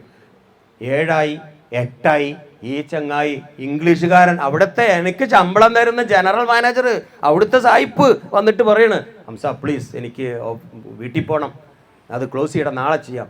ഞാൻ പറയും സാർ പ്ലീസ് ഇതൊന്ന് പൂർത്തിയാക്കട്ടെ, എന്നെ സഹായിക്കൂ. ആർക്ക് വേണ്ടിയിട്ട്? ആ കമ്പനിയുടെ മുതലാളിക്ക്. ഞാൻ പറയുള്ളൂ ഒന്ന് എന്നെ സഹായിക്കിരിക്കുക, ഞാനിപ്പോൾ അത് റെഡിയാക്കാം. ഞാനിപ്പോൾ ആ മനുഷ്യൻ അവിടെ ഇരിക്കും എനിക്ക് വേണ്ടിയിട്ട്. പക്ഷെ ഞാൻ അറിയുന്നില്ല എൻ്റെ ഫയലിൽ പച്ച മഷി കൊണ്ടുള്ള മാർക്കുകൾ ഇങ്ങനെ ഹംസക്ക് കയറുന്നുണ്ടെന്ന് ഞാൻ ചിന്തിച്ചിട്ട് പോലുമില്ല. എൻ്റെ ആവശ്യം ഇത് പൂർത്തിയാക്കലാണ്, ആത്മാർത്ഥമായി പണിയെടുക്കുക എന്നാണ് ഞാൻ ചിന്തിച്ചത്. എൻ്റെ ശമ്പളം വർദ്ധിക്കണമെന്നോ ഒന്നും ഞാൻ ചിന്തിച്ചില്ല. ഒരു കാര്യം എനിക്കറിയാം, ഈ ഒരു ശീലം നേരത്തെ ഉള്ളത് കൊണ്ടാണ് ഞാൻ അങ്ങനെ ചെയ്യുന്നത്. ഏതായാലും 10 മണിയാവും, അയാൾ തന്നെ എന്നെ വീട്ടിൽ കൊണ്ടാക്കും. അങ്ങനെ ഇടക്കിടക്ക് ഇതുണ്ടായിട്ടുണ്ട്. ഒരു കൊല്ലമായപ്പോഴാണ് ഞാൻ അറിയുന്നത് എനിക്ക് ഇത്രയൊക്കെ കാറ്റഗറി കൂടിയിട്ടുണ്ട്. എന്നെ സൂപ്പർവൈസർ പോസ്റ്റിലേക്ക് മാറ്റി. 2ാമത്തെ കൊല്ലം. ടെക്നീഷ്യൻ്റെ കീഴിൽ 4-5 കുട്ടികൾ, അറബികൾ വരെ എൻ്റെ കീഴിൽ. കാരണം എന്താ? എന്നെ ഏൽപ്പിക്കാൻ പറ്റും, ഹംസനത് ഏൽപ്പിക്കാൻ പറ്റും. ശമ്പളം കൂടി, അലവൻസ് കൂടി, ബോണസ് കൂടി, എല്ലാ സൗകര്യങ്ങളും കൂടി. ഞാൻ അറിയാതെ വളരുക. സത്യത്തിൽ ഞാൻ അതിന് വേണ്ടിയിട്ടാണ് അത് ചെയ്തത്. എന്തിന്? ഇതുകൂടി ഉണ്ടായിട്ടുണ്ട്. നാളെ വെള്ളിയാഴ്ചയാണ്, ഓഫാണ്. നാളെ വ്യാഴാഴ്ച ഹാഫ് ഡേ ഉണ്ടാവുള്ളൂ, ഓഫാണല്ലോ സാറേ. ഇത് നാളെ ശനിയാഴ്ച രാവിലെ ഈ പാർട്ടി വരും. ഒരു സൂപ്പർ മാർക്കറ്റിന്റെ ഓണറാണ്, അയാളെ മെഷീൻ കത്തിയതാണ് ഒന്നായിട്ട്. സൂപ്പർ മാർക്കറ്റിൽ ബില്ലടിക്കണ പ്രിന്റിങ് കമ്പ്യൂട്ടർ, സൂപ്പർ മാർക്കറ്റിൽ ആ ടേബിളിൽ ഇരിക്കണ സാധനം, അന്നത്തെ കാഷ്യോന്റെ, അത് 4 ഒന്നിച്ച് കേട് വന്നിട്ടുണ്ട്. അത് ഈ തിങ്കളാഴ്ച അവർക്ക് ആ ഓഫീസ് തുറക്കുമ്പോൾ കൊടുക്കണ്ടേ. അതൊന്നും സാറില്ലടാ, അതൊന്നും സാറില്ല, അതൊക്കെ ഒരു അഡ്ജസ്റ്റ് പറ്റൂല സാറേ. ഞാൻ അത് ശനിയാഴ്ച തിങ്കളാഴ്ച രാവിലെ വരുമ്പോൾ നമുക്ക് കൊടുക്കണം, ഡെലിവറി ചെയ്യണം. അതിനിപ്പോൾ എന്ത് ചെയ്യും സാർ പറ്റുമെങ്കിൽ ഇതെടുത്തിട്ട് എൻ്റെ വീട്ടിൽ കൊണ്ടുവന്നാൽ നാളെ ഞായറാഴ്ച അല്ലേ, വെള്ളിയാഴ്ച അല്ലേ, ഒഴിവല്ലേ, ഞാൻ വീട്ടിലിരുന്ന് റിപ്പയർ ചെയ്തോളാം. ഒരിക്കലും കാഷിയോ കമ്പ്യൂട്ടർ കമ്പനി, കോടീശ്വരന്റെ കമ്പനിക്ക് അത് വേണ്ട. ഒരാവശ്യമില്ല ഹംസന്റെ സേവനം. വേണോ? എന്തിന്? പക്ഷേ അയാൾ പറഞ്ഞു വേണ്ട. പക്ഷേ എൻ്റെ ഫയലിൽ വീണ്ടും പച്ചമാർക്കുകൾ കുമാരം കൂടുകയാണ്. അത് ഞാൻ അറിയുന്നില്ല. അവസാനം ആ മനുഷ്യൻ എന്നോട് പറഞ്ഞത്, കാഷിയോ കമ്പ്യൂട്ടർ കമ്പനിയിലെ ബ്രിട്ടീഷുകാരൻ എന്നോട് പറഞ്ഞത്, ഹംസ ഞാൻ ഇത് റിസൈൻ ചെയ്ത് പോവുക, ഈ പോസ്റ്റ് നിനക്കുള്ളതാണ് കേട്ടോ. പടച്ചോനാണ് സത്യം. അന്ന് എന്താണെന്ന് എൻ്റെ സന്തോഷത്തിന് അതിരുണ്ടായിരുന്നില്ല. ആർക്കാ ഇഷ്ടമില്ലാതിരിക്കുക? ഒരു ബ്രിട്ടീഷുകാരൻ്റെ പോസ്റ്റൊക്കെ ഒരു മലയാളിക്ക് കിട്ടുക എന്ന് പറഞ്ഞാൽ നിനക്കാണ്. 20-25 കൊല്ലമായിട്ട് സ്ക്രൂ ഡ്രൈവറും പിടിച്ചിട്ട് ഒരുപാട് എണ്ണം അവിടെ ഇരിക്കുന്നുണ്ട്. അറബികളും യമനികളും സുഡാനികളും ആഫ്രിക്കക്കാരും നിരന്ന് നിൽക്കുന്നുണ്ട്. 20-25 കൊല്ലമായി. ഞാൻ ആകെ വന്നിട്ട് 6-7 കൊല്ലമായിട്ടുള്ളൂ. എന്ന എനിക്കാണ് അവിടുത്തെ ജനറൽ മാനേജറുടെ പോസ്റ്റ്. അംശ നോക്കണം ഈ കമ്പനി ഇനി എന്ന് പറയുമ്പോൾ ഉണ്ടാവണം മനസ്സിൽ തോന്നിയ ഒരു സന്തോഷം. എങ്ങനെ വന്നത്? കലണ്ടർ നോക്കാതെ, വാച്ച് നോക്കാതെ, മുതലാളിയെ നോക്കാതെ ഞാൻ സ്ക്രൂ ഡ്രൈവർ എടുത്തിട്ട് പണിയെടുത്തു. അത് തന്നെ നമ്മുടെ മക്കൾക്ക് കഴിയൂത്? നമ്മുടെ പരാജയത്തിന്റെ പ്രധാന കാരണം അത് പ്രവാസിയാവട്ടെ, ഉമ്മയാവട്ടെ, ആരാവട്ടെ, ഇതാ. എന്നോട് ഞാൻ സത്യസന്ധത കാണിച്ചിട്ടില്ല, അതാണ് ഞാൻ പരാജയപ്പെട്ടത്. എൻ്റെ ജോലി തെറിച്ചത് എൻ്റെ കുറ്റം കൊണ്ടാ, അപ്പുറത്തുകാരൻ്റെ ഇപ്പുറത്തുകാരൻ്റെ ഗവൺമെന്റിന്റെ കുറ്റം കൊണ്ടല്ല. ഞാനാണ് പരാജയത്തിന് കാരണം. ഞാൻ എനിക്ക് വേണ്ടി ഒന്നും ചെയ്തിട്ടില്ല. ഞാൻ ശമ്പളത്തിന് വേണ്ടി പണിയെടുത്തു. ഞാൻ മുതലാളി നോക്കുമെന്ന് നോക്കി പണിയെടുത്ത്. എൻ്റെ കൂട്ടുകാർക്ക് വേണ്ടി ഞാൻ ജോലിക്ക് പോയി, ഉമ്മക്ക് വേണ്ടി ജോലിക്ക് പോയി. ഞാൻ എനിക്ക് വേണ്ടി ഒന്നും ചെയ്തില്ല. അതാണ് ഞാൻ എനിക്ക് വേണ്ടിയാണ് ഒക്കെ ചെയ്തത്. അത് എൻ്റെ സ്വഭാവമായിരുന്നു, എൻ്റെ ക്യാരക്ടറായിരുന്നു. എങ്ങനെയോ എൻ്റെ ജീവിതത്തിൽ വന്നതാണ്. അതുകൊണ്ട് ആ ഒരു പോസ്റ്റൊക്കെ എനിക്ക് കിട്ടുന്നത്. അങ്ങനെ അവിടെ ഇരുന്ന് ചിന്തിച്ചതാ, ഇങ്ങനത്തെ ഒരു കമ്പനിയാണ് ഇനി പണിയേണ്ടത്, ഇത്തരം ഒരു സ്ഥാപനമാണ് പണിയേണ്ടത്. ഒരുപാട് ആൾക്കാർക്ക് ശമ്പളം കൊടുക്കുന്ന ഒരാളാവണം എനിക്ക്, ശമ്പളം വാങ്ങുന്നവനല്ല എനിക്ക് വേണ്ടത്. ഇത്തരം കുട്ടികളെ നമ്മൾ റെഡിയാക്കി എടുക്കണം എന്ന ഒറ്റ ചിന്തയിലാണ് 1998 കോട്ടക്കൽ വന്ന് ബ്രിഡ്കോ എന്ന് പറഞ്ഞൊരു പെട്ടിക്കട തുടങ്ങുന്നത്. പെട്ടിക്കട ഒരു ഷട്ടറ. അതിൽ നിന്നും ആ സ്വപ്ന ലോകത്ത് ആരംഭിച്ചതാ ഇന്ന് കാണുന്ന ഈ സാമ്രാജ്യം മുഴുവനും. അന്ന് തുടങ്ങി വെച്ചതാ. ഞാൻ ഒറ്റക്കായിരുന്നില്ല, പിന്നീട് കുറെ ആൾക്കാർ വന്നു. ഒറ്റക്ക് എന്നെ കൊണ്ട് കഴിയില്ലല്ലോ. ഒരുപാട് പാർട്ട്ണർമാരും ഒരുപാട് എഞ്ചിനീയർമാരും ഒക്കെ വന്നു. അപ്പൊ ഇനി വരുന്ന തലമുറയോട്, ഈ പ്രിയപ്പെട്ട മക്കളോടും പറയുന്നത്, നിങ്ങളൊരു ജോലിക്ക് പോയിട്ട് ഏക്കാലവും ഒരു ജോലിക്കാരനായി തുടരാനാണോ ആഗ്രഹം? അതല്ല, നിങ്ങളുടെ സ്വപ്നങ്ങൾക്കനുസരിച്ച് വളരാൻ നിങ്ങൾ എന്ത് ചെയ്യണമെന്നാണ് ഇത്രയും ഞാൻ പറഞ്ഞത്, അല്ലേ? ആത്മാർത്ഥമായി നിങ്ങൾ പണിയെടുക്കുമ്പോൾ ആദ്യത്തിൽ കുറെ വിഷമങ്ങൾ ഉണ്ടാകും. ശമ്പളം കുറവായിരിക്കും, പരിചയം കുറവായിരിക്കും. പക്ഷേ സത്യസന്ധമായി നിങ്ങൾ ജോലി ചെയ്താൽ ആ മുതലാളി, ആ കമ്പനിയുടെ ഓണർ ആരുമാകട്ടെ, അവർ നിങ്ങളുടെ ഫയലിൽ ഒരു പച്ച മഷിക്കുറിപ്പിടുന്നുണ്ടാകും. ചിലപ്പോൾ അത് മനസ്സിലാകും, പേപ്പറിലാവില്ല. അത് നമുക്ക് നാളെ ഉപയോഗിക്കാനുള്ളതാണ്. അത് ഇപ്പൊ തന്നെ എനിക്ക് 10,000 കിട്ടണം എന്ന് വാശി പിടിക്കാതെ ആത്മാർത്ഥമായി പണിയെടുത്ത് നോക്ക്. 100-ൽ 90% ആളുകൾക്ക് തിരിച്ചറിയും. അത്തരം കുട്ടികളോട് പോകാൻ പറയില്ല. ഞാൻ പോവാന്ന് പറഞ്ഞാൽ മോനെ 10 അല്ലേ 15 പോകരുതടാ എന്നാ പറയാ. ഇന്ന് എത്രയോ കുട്ടികൾക്കുണ്ട്. അവർ പറയും ഇല്ല ഞാൻ കേരളത്തിലേക്ക്, ഡൽഹിയിൽ നിന്ന് പറയും ഞാൻ കേരളത്തിലേക്ക് പോവാണ്, എൻ്റെ സ്വന്തം നാട്ടിലേക്ക്. അവിടെ ഒരു സർവീസ് സെന്റർ തുടങ്ങാന്ന് പറഞ്ഞിട്ടുണ്ട്. അവിടെ എനിക്ക് 20,000 തരാന്ന് പറഞ്ഞിട്ടുണ്ട്. ഇവിടെ നിങ്ങൾ 15 അല്ലേ? അപ്പൊ അയാൾ പറയും പോവല്ല മോനെ, ഞാൻ തരാൻ എനിക്ക് 20 എന്ന് പറഞ്ഞ എത്രയോ ഷോപ്പിന്റെ ഓണർമാരുണ്ട്. അതെന്താ കാരണം? ആ കുട്ടിക്ക് അതിന് കഴിവുണ്ട്. വെറും കഴിവ് മാത്രം പോരാ, സത്യസന്ധത. ഒരു കട നടത്തുന്നത് എങ്ങനെയാണ്? സത്യസന്ധമായി ആ റിപ്പയർ ചെയ്തിട്ട് ആ കസ്റ്റമറോട് സംസാരിക്കുന്നത് എങ്ങനെയാണ്? ഇതൊക്കെ നമ്മുടെ കൂടെ വേണം. ഇതൊന്നും ഒരു പക്ഷേ ഒരു സിലബസിലോ നിങ്ങളെ പഠിപ്പിക്കാനോ പറ്റില്ല. സത്യസന്ധത എനിക്ക് പഠിപ്പിക്കാൻ പറ്റുമോ? ആളെ പറ്റിക്കരുത്, ചതിക്കരുത് എന്ന് എനിക്ക് പറഞ്ഞു കൊടുക്കാനേ പറ്റുമോ? അതൊന്നും പ്രാക്ടീസ് ചെയ്യാൻ പറ്റില്ല. ഇവിടെ ഒരു ഓത്ത് തന്നെ ഉണ്ട്. ഇവിടെ ഇല്ല ഓത്ത്? കുട്ടികളൊക്കെ ചെല്ലല്ലേ? ഒരു ഓത്തുണ്ട്. ഒരു റിപ്പയറിങ്ങിന് വരുന്ന റിപ്പയറിങ്ങിന് വരുന്ന ഫോണിൽ നിന്ന് ഒരു പൈസയുടെ, നനാ പൈസയുടെ വസ്തു പോലും നിങ്ങൾ എടുക്കരുത്. അവരെടുക്കല്ല, അവരെ എടുത്ത് വെച്ച് വേറൊരുത്തന്റെ പാർട്സ് ചെയ്യുമ്പോൾ വെക്കും. പല സർവീസ് സെന്ററും നടക്കുന്നുണ്ട്. നമ്മൾ പറയും ചെയ്യരുത്. ഇപ്പൊ നിങ്ങൾ 2 ഫോൺ കൊടുത്തു, ഒരു ഫോൺ കേടായിട്ട് മടക്കി കൊടുക്കും, അല്ലേ? നിങ്ങളിത് നേരെ ആവണില്ല പറയും. മരിച്ച ഫോൺ ആ ഡെഡാണ്, അതിൽ നിന്നുണ്ട് ഊരും. എന്നിട്ട് ഈ ഫോൺ നമുക്ക് ഇടും, ഈ പഴയ പാർട്സ് ഇതിമക്ക് ഇടും. നിങ്ങളോട് പറയും നേരെ ഇട്ടില്ല, നിങ്ങൾക്ക് ഒരു കുഴപ്പമില്ല, ഇവിടെ ഒരു 1000 ഉറുപ്പിക കിട്ടിയ. ഞങ്ങളെ കമ്പനി പറയും ഈ കുട്ടികളോട്, ഒരിക്കലും നിങ്ങളത് ചെയ്യരുതേ. അങ്ങനെ ഒരു 100 രൂപ നിങ്ങളുടെ വയറ്റിലേക്ക് പോയാൽ ജീവിതകാലം മുഴുവനും നിങ്ങൾ അനുഭവിക്കും. ഞങ്ങൾ പറഞ്ഞു കൊടുക്കുന്ന പോയിന്റുകളാണ്. ഒരു കാരണവശാലും അന്യന്റെ ഇഷ്ടമില്ലാത്തൊരു മുതല് നമ്മുടെ വയറ്റിലേക്ക് ആക്കരുത് എന്ന് നിർബന്ധിപ്പിച്ച് കുട്ടികളോട് പറഞ്ഞു കൊടുക്കും. ഇതൊക്കെ അവർ പാലിക്കണമെങ്കിൽ അവർക്ക് ഇഷ്ടം ഉണ്ടാവില്ല, പക്ഷെ അവരുടെ ജീവിതത്തിലേക്ക് അത് പറഞ്ഞു കൊടുക്കണത്. അത് നോക്കണം, അവരുടെ കരിയറിലേക്ക്. നമ്മുടെ നാട്ടില് ഇവിടെ തന്നെ ഉള്ളതാ, നിങ്ങൾ കേട്ടിട്ടുണ്ടോ? പത്രത്തിലൊക്കെ വന്നതാണ്. ഉഷാറായി പഠിപ്പിച്ചു. ഏക മോന്റെ ഒറ്റ ആഗ്രഹം PSC പരീക്ഷയിലൂടെ ഒരു ഗവൺമെന്റ് ഉദ്യോഗം അവൻ സ്വപ്നം കണ്ടത്. പാപ്പ കൂലിപ്പണിയാ, സിമെന്റേറ്റന പണി. ആകെ ക്ഷീണിച്ചിട്ടുണ്ട്. പക്ഷെ ഒരേ ഒരു പ്രതീക്ഷ, എൻ്റെ മോൻ നാളെ ഒരു ജോലി നേടും. +2 കഴിഞ്ഞു, അവനൊരു ഡിഗ്രിയും പൂർത്തിയാക്കി. PSCക്ക് പിന്നെ ട്രെയിനിങ്ങിന് പോയി, 1 കൊല്ലം കഴിഞ്ഞു, ജയിച്ചില്ല. 2ാമത്തെ കൊല്ലം എഴുതി, ജയിച്ചില്ല. 3ാമത്തെ കൊല്ലം അവൻ PSCയിലെ റാങ്ക് ലിസ്റ്റിൽ വന്നു. എന്തായാലും ഒരു 50,000 രൂപ ശമ്പളം ഏത് ജോലിയായാലും ശരി കിട്ടും. എനിക്ക് തോന്നുന്നു അത് പിന്നെ വില്ലേജ് തഹസിൽദാർ ആ ലെവലിലുള്ള ഒരു ജോലിയായിരുന്നു.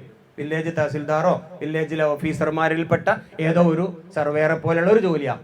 ഏതായാലും കിട്ടി. പാപ്പാക്ക് വലിയ സന്തോഷമായി. പാപ്പ മോനെ വിളിച്ചു, കൂട്ടുകാരെ വിളിച്ചു, നല്ലൊരു പാർട്ടിയൊക്കെ കൊടുത്തു. മോനാകെ അന്തസ്സിലാണ് നടക്കുന്നത്.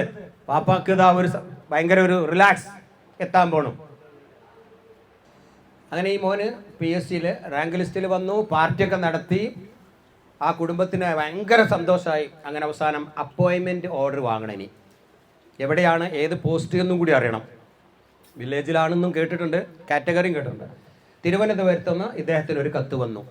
എല്ലാ സർട്ടിഫിക്കറ്റും ഡോക്യുമെൻസുമായിട്ട് തിരുവനന്തപുരത്ത് പോയിട്ട് കേന്ദ്ര കമ്മിറ്റിയിൽ PSCയുടെ എക്സാം ബോർഡ് ഉണ്ട്, മീൻസ് അവിടെ ഒരു ഡാറ്റ കൊടുക്കാനുണ്ട്. നമ്മുടെ സർട്ടിഫിക്കറ്റിൻ്റെ എല്ലാ കോപ്പി ഒന്നും കൂടി കൊടുക്കണം. അങ്ങനെ വാപ്പാനെ കൂട്ടി, ഉപ്പ വരിപ്പ, ഭയങ്കര സന്തോഷമായില്ലേ. ഉപ്പാനെയും കൂട്ടി രാവിലെ തന്നെ തിരുവനന്തപുരത്തെ മെയിലിന് കയറി അവിടെ എത്തി ഒരു റൂമൊക്കെ എടുത്ത് പിറ്റേ ദിവസം കാലത്ത് ഫ്രഷായി കുളിച്ച് മോനും വാപ്പയും കൂടി ആ സന്തോഷത്തോടെ ആ കമ്പ്യൂട്ടർ എൻട്രിയിലേക്ക് അങ്ങ് കയറി. പേപ്പറൊക്കെ അങ്ങോട്ട് എൻട്രി ചെയ്ത് അതിൻ്റെ റിസൾട്ട് ആ ഒരു കൗണ്ടറിൽ നിന്ന് കിട്ടും. ഒരു പ്രിൻ്റ് ഔട്ട് ഉണ്ട്, കിട്ടി. സോറി, റിജക്റ്റഡ് എന്നാണ്. റിജക്റ്റഡ് ഇല്ല, അപ്പോൾ ജോലി ഇല്ല, നഷ്ടപ്പെട്ടു ജോലി. റീസൺ എന്താ കാരണം? നിങ്ങൾ ഇവിടുത്തെ SP ഓഫീസിലെ ഇവിടുത്തെ പോലീസ് വെരിഫിക്കേഷൻ്റെ കമ്പ്യൂട്ടറിൽ പരിശോധിച്ചാലാണ് ഞങ്ങൾക്കറിയില്ല കാരണം. അതിലുണ്ട് കാരണം, സത്യത്തിൽ അതിലുണ്ട്. ഇവരങ്ങനെയാണ് പറഞ്ഞത്. കാരണം ഇവൻ്റെ പേരിൽ, ഈ കുട്ടിയുടെ പേരിൽ ഒരു പോലീസ് കേസ് ഉണ്ട് എന്ന കാരണം. എന്ത് ചെയ്തെന്നില്ല, നമ്മുടെ പേരിൽ ഒരു പോലീസ് കേസ് ഉണ്ടെങ്കിൽ ഗവൺമെൻറ് ജോലി കിട്ടില്ല എന്ന് ഒരു കുട്ടിക്കും അറിയില്ല. രക്ഷിതാക്കൾ പറഞ്ഞു കൊടുക്കണ്ടേ? സർക്കാർ ഉദ്യോഗസ്ഥനാവണമെങ്കിൽ പോലീസ് കേസിൽ ഉൾപ്പെടാൻ പാടില്ല എന്ന് മനസ്സിലാക്കണം. ഇത് ഇലക്ഷന്റെ മന്ത്രിയാവേണ്ട കാര്യമല്ല പറഞ്ഞത്, മന്ത്രിയാവാ. പക്ഷെ പോലീസ് ആവണം, ഉദ്യോഗസ്ഥനാവണമെങ്കിൽ പോലീസ് കേസ് പാടില്ല. ആകെ സങ്കടമായിപ്പോയി. വാപ്പ കരയാൻ തുടങ്ങി. എന്തു പറ്റി, ഇത് എവിടെയാണ്, എന്താന്ന്. ഊണ് പോലും കഴിക്കാണ്ട് നേരെ അവിടുത്തെ ട്രെയിൻ വിട്ടു, നാട്ടിലെത്തി. വീട്ടിലൊന്നും മിണ്ടാട്ടില്ല. എല്ലാവരും കൂടി കൂട്ടക്കരച്ചിൽ, ഉറപ്പല്ലേ. കയറി നേരെ നമ്മുടെ പോലീസ് ഡിപ്പാർട്ട്മെന്റിന്റെ അല്ലെങ്കിൽ അതിന്റെ ആ സെക്ഷനിലേക്ക് അന്വേഷിക്കാൻ ചെന്നു.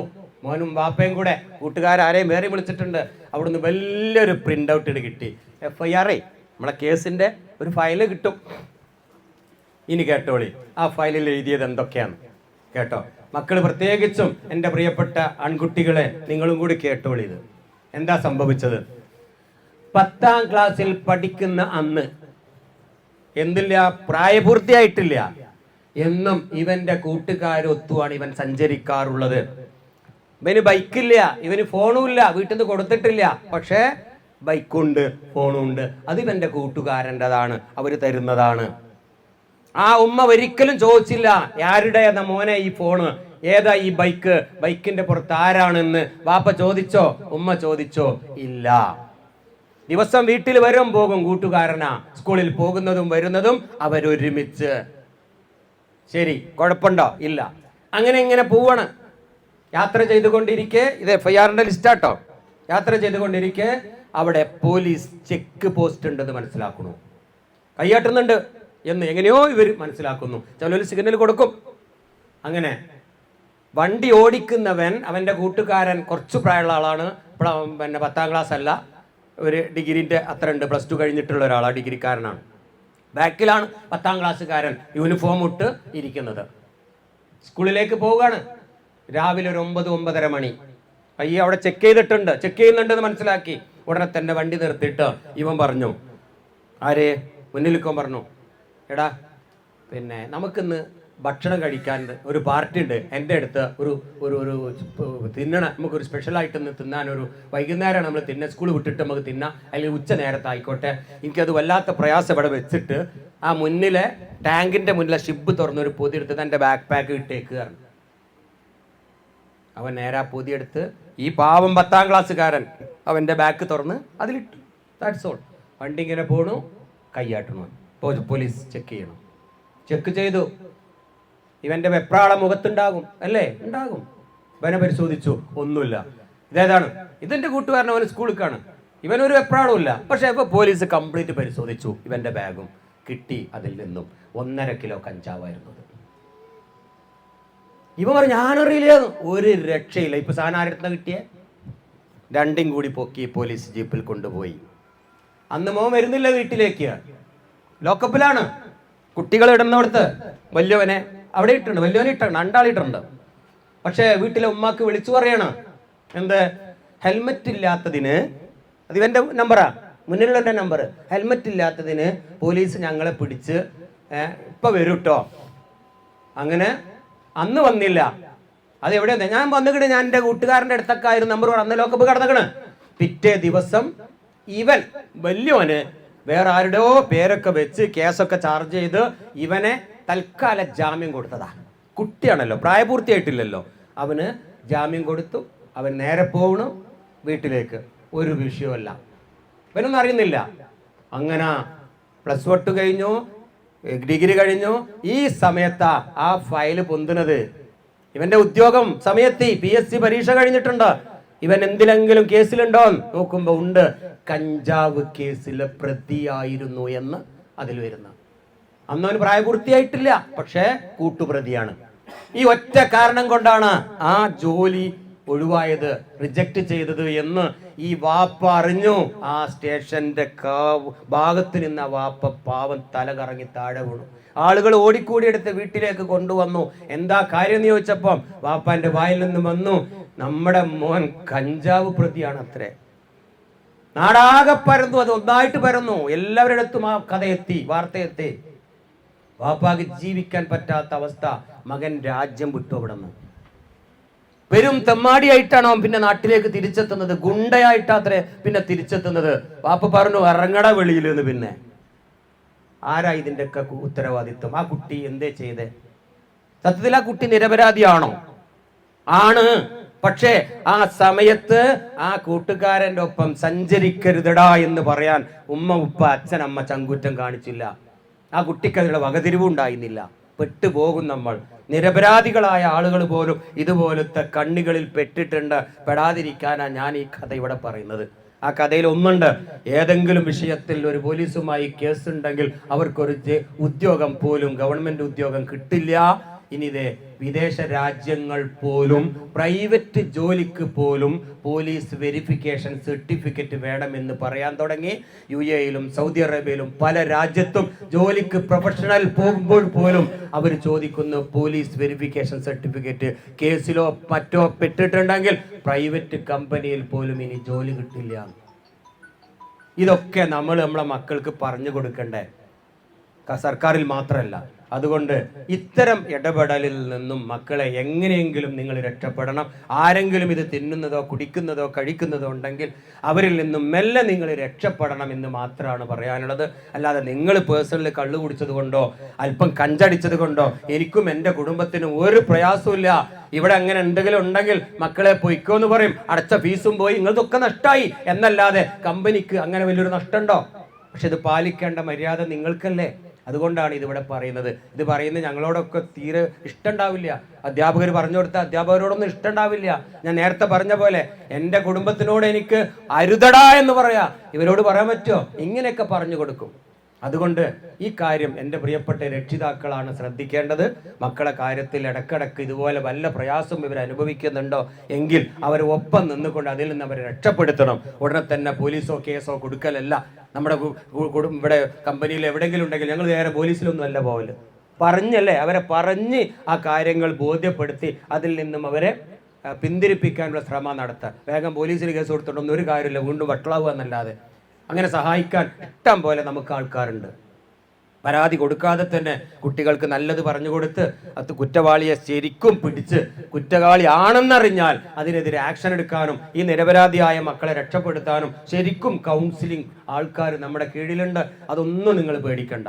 പക്ഷേ പറയണം ഞങ്ങളോട്, ഇങ്ങനെ ഒരു പ്രശ്നം ഞങ്ങൾക്കുണ്ട്, ഇന്ന ഒരു കുട്ടി ഇത് കഴിക്കുന്നുണ്ട്, ഞാൻ പെട്ടുപോകും സാറേ, അല്ലെങ്കിൽ നമുക്കത് ചീത്തപ്പേരുണ്ടാക്കുമെന്ന് പച്ചക്ക് ഞങ്ങളോടൊക്കെ വന്ന് പറഞ്ഞാൽ നിങ്ങളെ ഞങ്ങൾക്ക് രക്ഷപ്പെടുത്താൻ പറ്റും. പറഞ്ഞില്ലെങ്കിൽ ഒരു രക്ഷയില്ല, നമുക്കൊന്നും ചെയ്യാൻ കഴിയില്ല. അതുകൊണ്ട് ഈ കാര്യവും കൂടി എൻ്റെ പ്രിയപ്പെട്ട മക്കളെ നിങ്ങൾ ശ്രദ്ധിക്കുക. ഇങ്ങനെയൊക്കെ ശ്രദ്ധിച്ച് നല്ല കുട്ടികൾക്ക് വലിയ അവസരമാണ് നമ്മുടെ വരും കമ്പനികളിലൊക്കെ. സത്യസന്ധരായ നല്ല ചെറുപ്പക്കാരെ കിട്ടാത്ത വിഷമം ഇഷ്ടം പോലെ പല കമ്പനിക്കുണ്ട്. ഒരു ടെക്നീഷ്യനായി ഇങ്ങനെ വളരുമ്പോൾ അവൻ്റെ കീഴിൽ 2ഉം 3ഉം ടെക്നീഷ്യൻ ആ മുതലാളി തന്നെ വെക്കും. ഇവൻ അതിൻ്റെ സൂപ്പർവൈസറും ഹെഡും ഒക്കെ ആക്കി മാറ്റുന്ന സ്ഥിതിയാണ് നമ്മളിപ്പോൾ കണ്ടുകൊണ്ടിരിക്കുന്നത്. ഇപ്പോൾ ഞാനിവിടെ വന്ന് കഴിഞ്ഞ മാസമല്ലേ വന്നത്, കുറേ കുട്ടികൾ 3-4 കുട്ടികൾ ഇവിടുന്ന് പഠിച്ച് ഉഷാറായി. ഇവിടെ കുണ്ടോട്ടി തന്നെ നല്ലൊരു സർവീസ് സെൻ്റർ എടുത്ത് ഞാനാണ് ഉദ്ഘാടനം ചെയ്യാൻ പോയത്. എന്തോ ഒരു സന്തോഷമായിരുന്നു അതൊക്കെ. അവർ എൻ്റർപ്രനറായി, അവർ വ്യവസായികളായി. എന്താ കാരണം? അവർ നല്ല വൃത്തിയായിട്ടാണ് ഇവിടെ കൈകാര്യം ചെയ്തത്. കുട്ടികളെ പഠിപ്പിക്കാനുള്ള ഒരു അധ്യാപകനും അവരുടെ കൂടെ ഉണ്ടായിരുന്നു അല്ലേ. പഠിപ്പിക്കുന്ന അധ്യാപകരും ആ കുട്ടികളെ കൂടെ കൂടിയിട്ട് അവർ 4 പേരും കൂടി പാർട്ട്ണർഷിപ്പിൽ ഒരു അടിപൊളി സർവീസ് സെൻറ്റർ ഇവിടെ തുടങ്ങി. അതിൻ്റെ ഉദ്ഘാടന കർമ്മം നിർവഹിച്ചപ്പോൾ ഞാൻ ആ കാര്യം പറഞ്ഞും ചെയ്തു. എത്ര സന്തോഷം ഉണ്ടാവും അവർ രക്ഷിതാക്കൾക്കൊക്കെ. അതുകൊണ്ടൊരു ജോലിക്കാരനാകണമെന്ന് മാത്രമല്ല, ആദ്യം നിങ്ങളൊരു ജോലിക്കാരനാവുക. പ്രയാസം ഉണ്ടാവും, ചിലപ്പോൾ 500 കിട്ടൂ, 1000 കിട്ടൂ, അതല്ല, നമ്മളൊരു എക്സ്പീരിയൻസ് നേടണം, പരിചയം വേണം നമുക്ക്.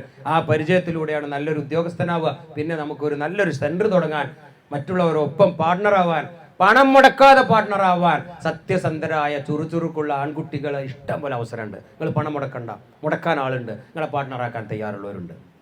അപ്പോൾ ദുബായിൽ നിന്നൊക്കെ നമ്മളിപ്പോൾ കേൾക്കുന്നത് അതാണ്. സർവീസ് സെൻ്ററിൽ പോയി 3 കൊല്ലം 4 കൊല്ലം ആയാൽ എനിക്കിപ്പോൾ ശമ്പളത്തിനൊന്നും നടക്കില്ല, ഞാൻ പിന്നെ വേറൊരു സെൻറ്റർ നോക്കുകയാണ്, വേറെ കമ്പനി പോകാമെന്ന് പറഞ്ഞാൽ ഉടനെ മുതലാളി പറയും, മോനെ ഒരു കാര്യം ചെയ്യുക, ഈ സെൻറ്റർ ഇപ്പോൾ ഒരു 4 കോടിയുടെ സ്വത്തുണ്ട്, അല്ലെങ്കിൽ ഒരു 50 ലക്ഷത്തിൻ്റെ മൂല്യമുണ്ട്, 10% നീ ആയിക്കോട്ടെ, ഇവിടുത്തെ വരുമാനത്തിൻ്റെ 10% നീ ശമ്പളം എടുത്തോ. എത്ര സന്തോഷമായിരിക്കും ആ വീട്ടുകാർക്കൊക്കെ. അപ്പോൾ അവന് എന്തോ നന്നായിട്ട് പണിയെടുക്കുക അവിടെ അല്ലേ, ആത്മാർത്ഥമായിട്ട് അവൻ മുതലാളിയായി. അങ്ങനെ അവിടുത്തെ ഒരു മുതലാളിയായി മാറണമെങ്കിൽ നിങ്ങളെ കയ്യിൽ കുറച്ച് നേരും നെറിയും വേണം. 1. 2, നിങ്ങളെ സ്വഭാവം ശരിയാവണം.